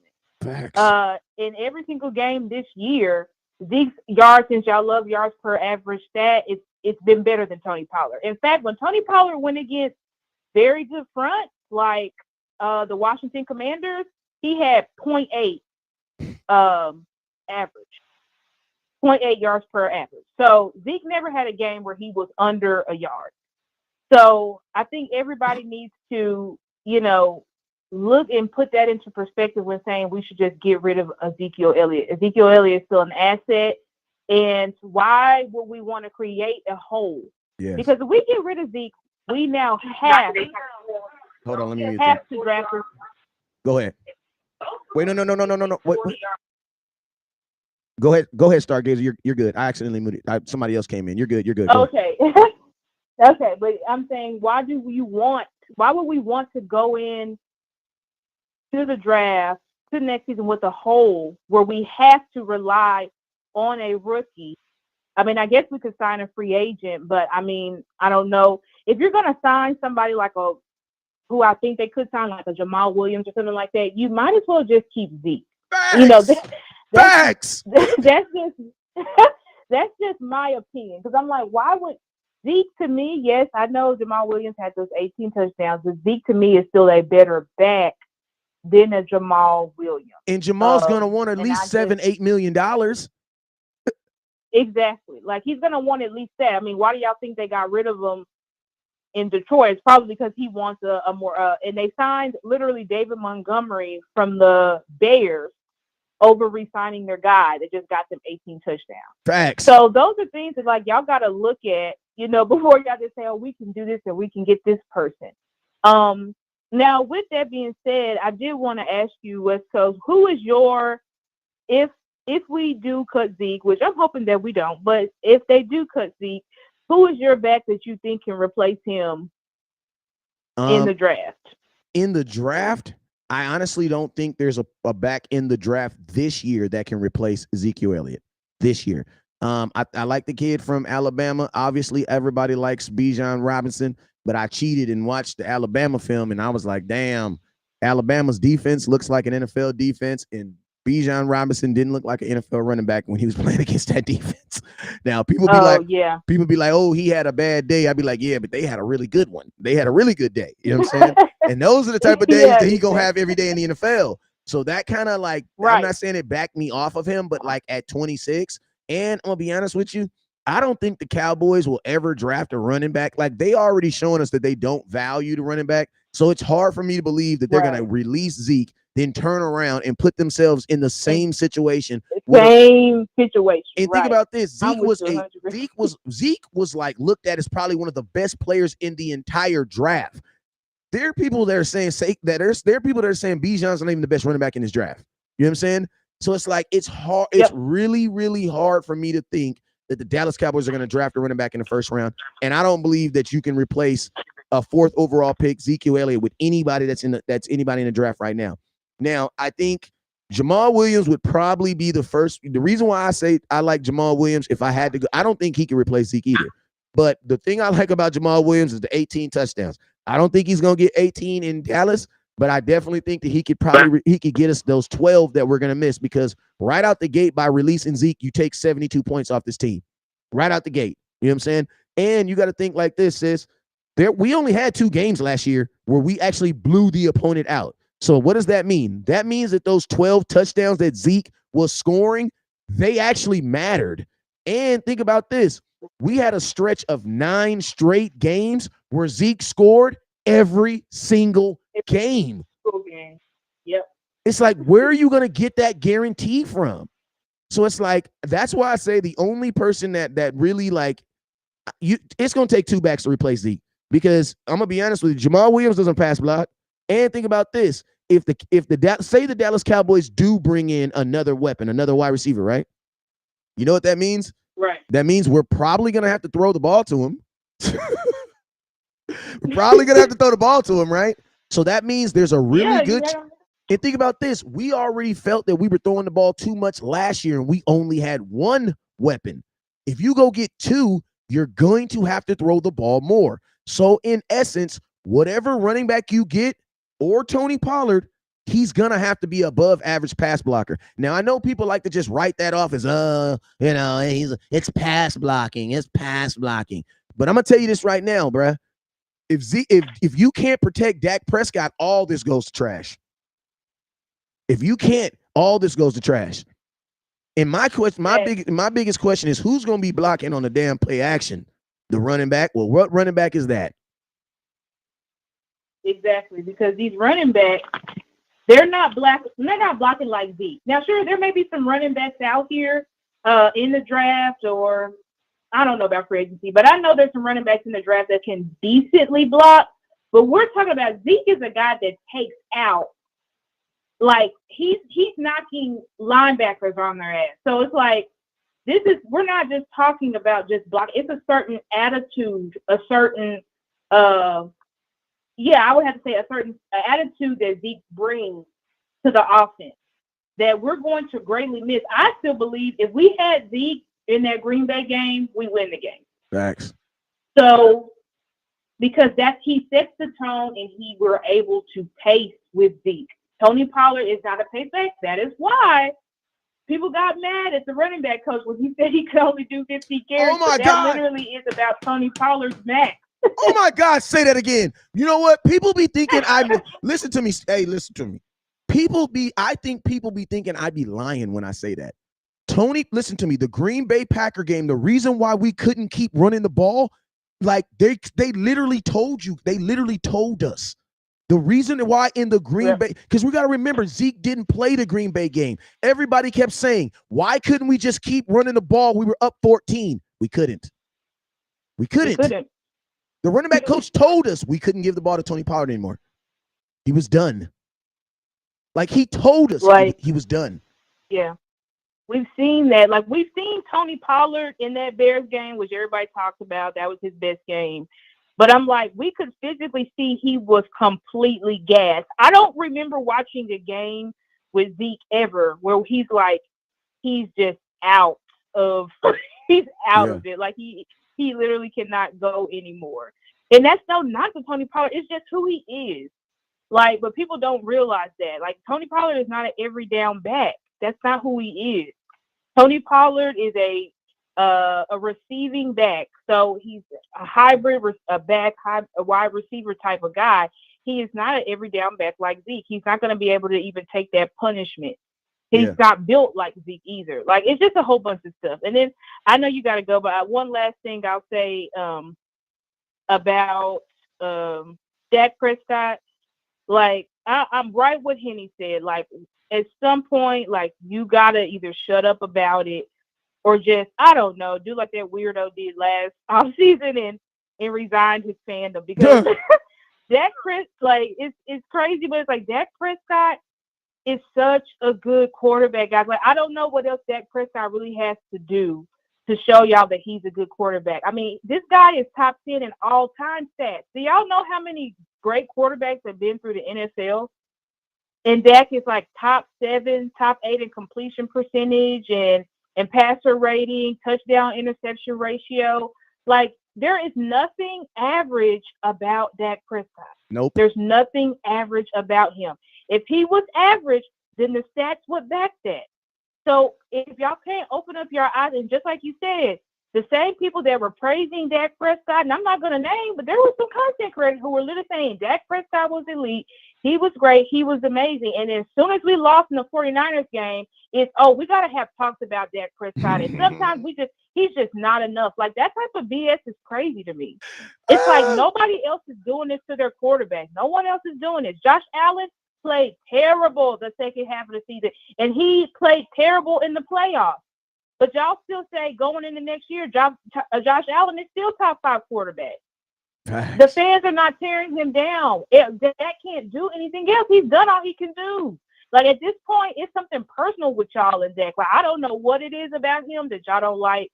But if you're going to sit here and say that Dak Prescott is not talented enough, and if all these gold jackets and Hall of Famers, like Bill Parcells, keep saying, Dak Prescott's not the problem. Now, he may not be Patrick Mahomes because no one is, but he's not the problem. Facts. Like, I don't know what else y'all need to convince y'all. I don't know. Patrick Mahomes' little brother's not even Patrick Mahomes. Thank you so much, West Coast, for having me on. And I'll continue listening to the show. Hey, real quick. God dang it. Yeah, I'm you got a webcam? Do I have a webcam? Yes. You have access to a webcam. Yes, Okay, well, I ain't gonna say your number on the phone on the internet because there's some weirdos out there, but I'm gonna be hitting you. I'm gonna be hitting you later on today from a 909 number because we about to do some work. You feel me? Because you my favorite, you low-key my favorite content creator, and you ain't even a content creator. But yeah, you know what I'm saying? You just interviewed for a job. You got that. Let's rock. I got you though. You're gonna be getting a number from a 909 number because you're gonna be on the air for sure. I appreciate you, Stargate. Thank you, West Coast. You're welcome. Man, you already know she gonna be back on the show. She was spitting that ooh-wee. And I need 2023. I told you I need a fire female, and I think we just found her, y'all. I think we just found her. Hey, real quick, what was he saying? Listen to me. What was somebody saying? I ain't gonna listen. I know there's like one or two of y'all folks that think, hey, real quick, for all y'all folks that say you can find a better blocking back in the NFL, name me one. For all you guys that say you can find a better blocking back than Ezekiel Elliott that's available right now, name me one. That's all we got to do. From now on, instead of you guys telling me you can find this in the NFL or you can go buy that, tell me that person so that I can feel like you. Because a lot of times you guys might have information that I don't know. Trishan, that was a good comment. I loved your comment. He said Zeke isn't the only black blocking running back in the league. That is absolutely true, but he is the best. Okay? That's been proven. But my question is this. Out of the free agent running backs that are available right now, which of those guys are? Because it doesn't matter if Saquon Barkley's really good at it because you don't have an opportunity to get him. So I want to know out of the guys that are available that we can replace Zeke with, which of those guys can do it? Because if it doesn't matter, if those guys can't do it, it doesn't matter if anybody else can. Like when people say, oh, there's better quarterbacks like who? Patrick Mahomes. Yeah, but can you get Patrick Mahomes? So why does it matter if Patrick Mahomes is better than Dak? Why does it matter? Like, why does it matter? It doesn't matter if Patrick Mahomes, if you can't get him, why does it matter? It only matters what's best of what's available that you can get. If you can't get it, it doesn't matter. It doesn't matter if it's available. 410, it's your boy West Coast. Talk to me. Hey, how you doing, West Coast? My name's Chris, and salute to what you do and with your page and stuff like that, and breaking down all the details on the boys every day. And I'm a fan of your page and stuff, and you're a realist when it comes to football and stuff, man. And I'll be the first to say, like, I'm kind of like one of the guilty ones at times, criticizing Dak sometimes and stuff like that, but don't pay attention to detail because everybody wants to win and stuff. But yeah, he is I really think the problem was with him was the Kellen Moore situation. Trying to turn him into like a Pat Mahomes and stuff like that instead of running a damn ball, like you say. Facts. Facts. Good point. Go ahead. Yeah. Talk to me about this. Ain't nobody said nothing about Gilmore. What are your thoughts on Gilmore coming to the Cowboys? Oh, I love it, man. Him and Diggs, man, because especially after him having a great season with the Colts, after surgery and stuff like that last year and stuff like that. Having a tandem right there in your secondary, along with, re-signing, your boy Donovan Wilson, man. I mean, which is a stud, with Curse and that is my boy coming into his own. And that is my boy too. Go ahead and I like the way you said that, because that is my boy. Oh, I know. Yeah.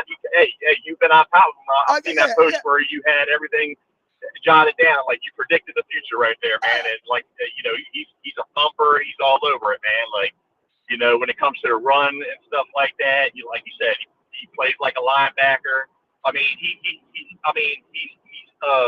he's not afraid to get dirty, man. Get in there, man, and tackle people, Yeah, I like this caller, man. It's just something about him, man. It's just something about this caller that I like. I like this guy.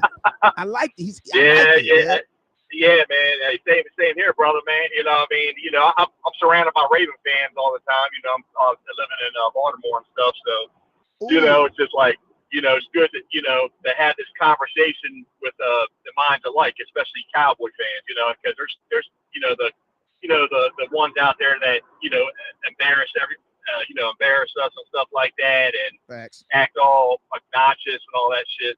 But sorry for my language, but just you spitting. Go ahead. When you spit, you get to slip. Go ahead.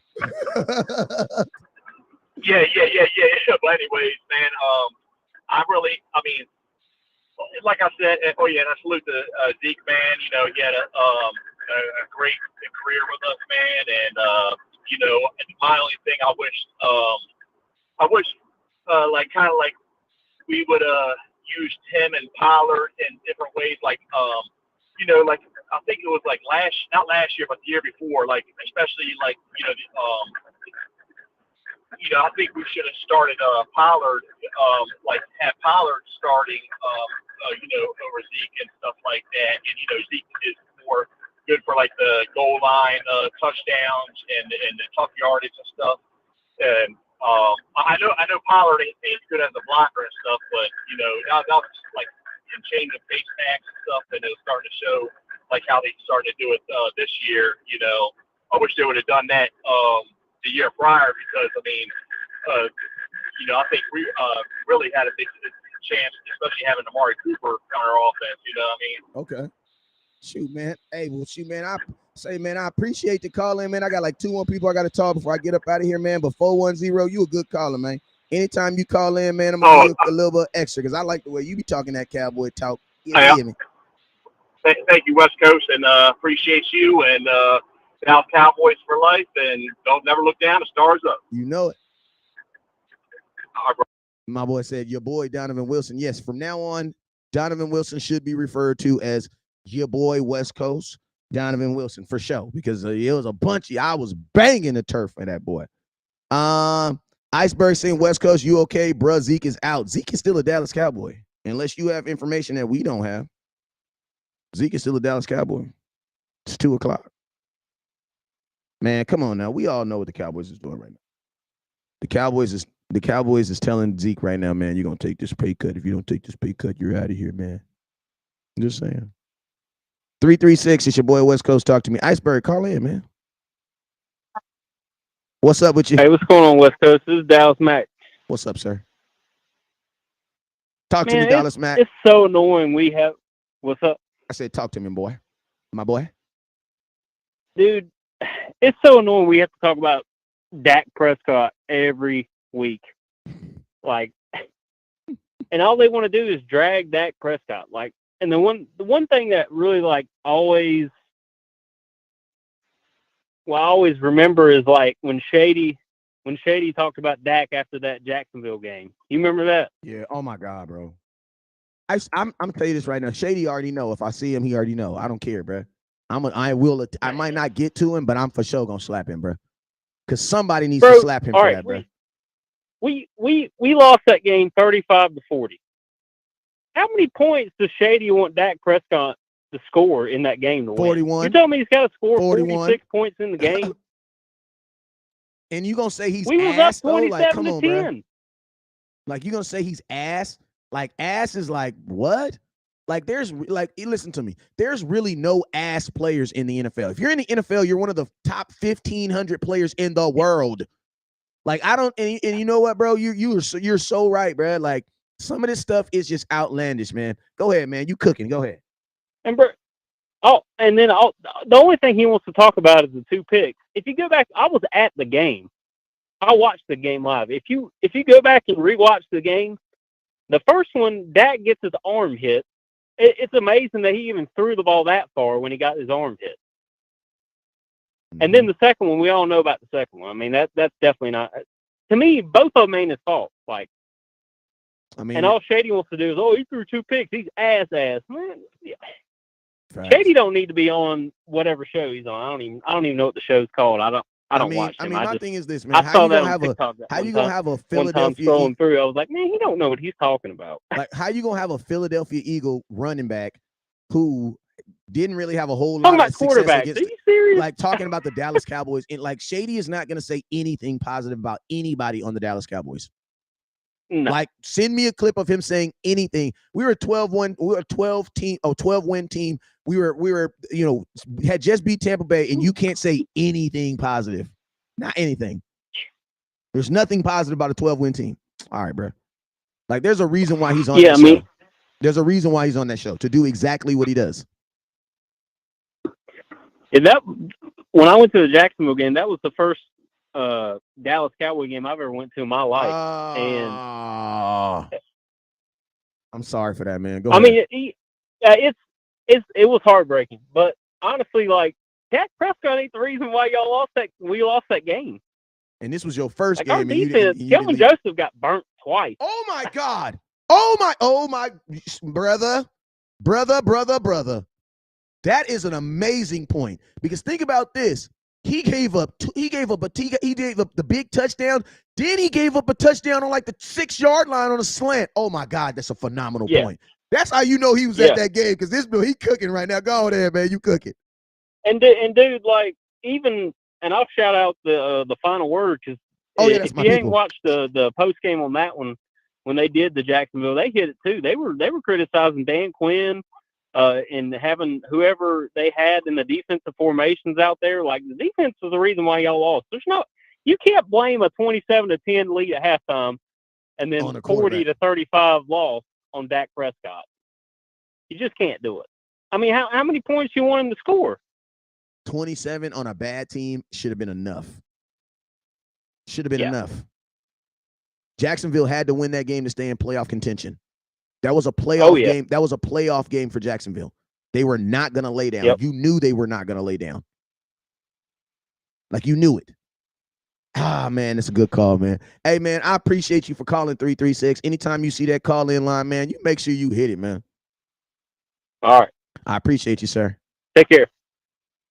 And my boy was cooking, boy. My boy was cooking. Hey, man, we about to get up out of here, man. I appreciate y'all. I've been on here for 3 hours. You feel me? Been on here for 3 hours. Well, 2 hours and 45 minutes. But, yo, man, I appreciate everybody for tuning in. 2 hours and 40 minutes. Let's go. Not lazy. Replay Zeke with Rick. He's not arguing with it over it. Iceberg Sim. I love Dallas Cowboys, but the defense is not the issue. The defense was the issue that game. Like, it was the issue that game. Kelvin Joseph gave up 14 points by himself. I remember that. That was the game when I remember the week before that I was telling you Kelvin Joseph is a damn safety. Y'all remember that? I was screaming, Kelvin Joseph is a damn safety. That boy gave up 2 touchdowns in that game. Oh, man, that was a good call. Hey, man, I appreciate everybody for tuning in. Hey, you already know we're going to be live. Today's Wednesday. I'll be live later on. I'll be live throughout the day, but I'm going to do a show later on tonight with all the homies. So y'all pull up, grab a chair, grab a brew, grab a blunt, and we're going to pull up and talk about it. And I have a strange feeling that Zeke will still be on this team by the time I do a live again, but we shall see. You guys already know what it is. Never look down, because stars up. Peace.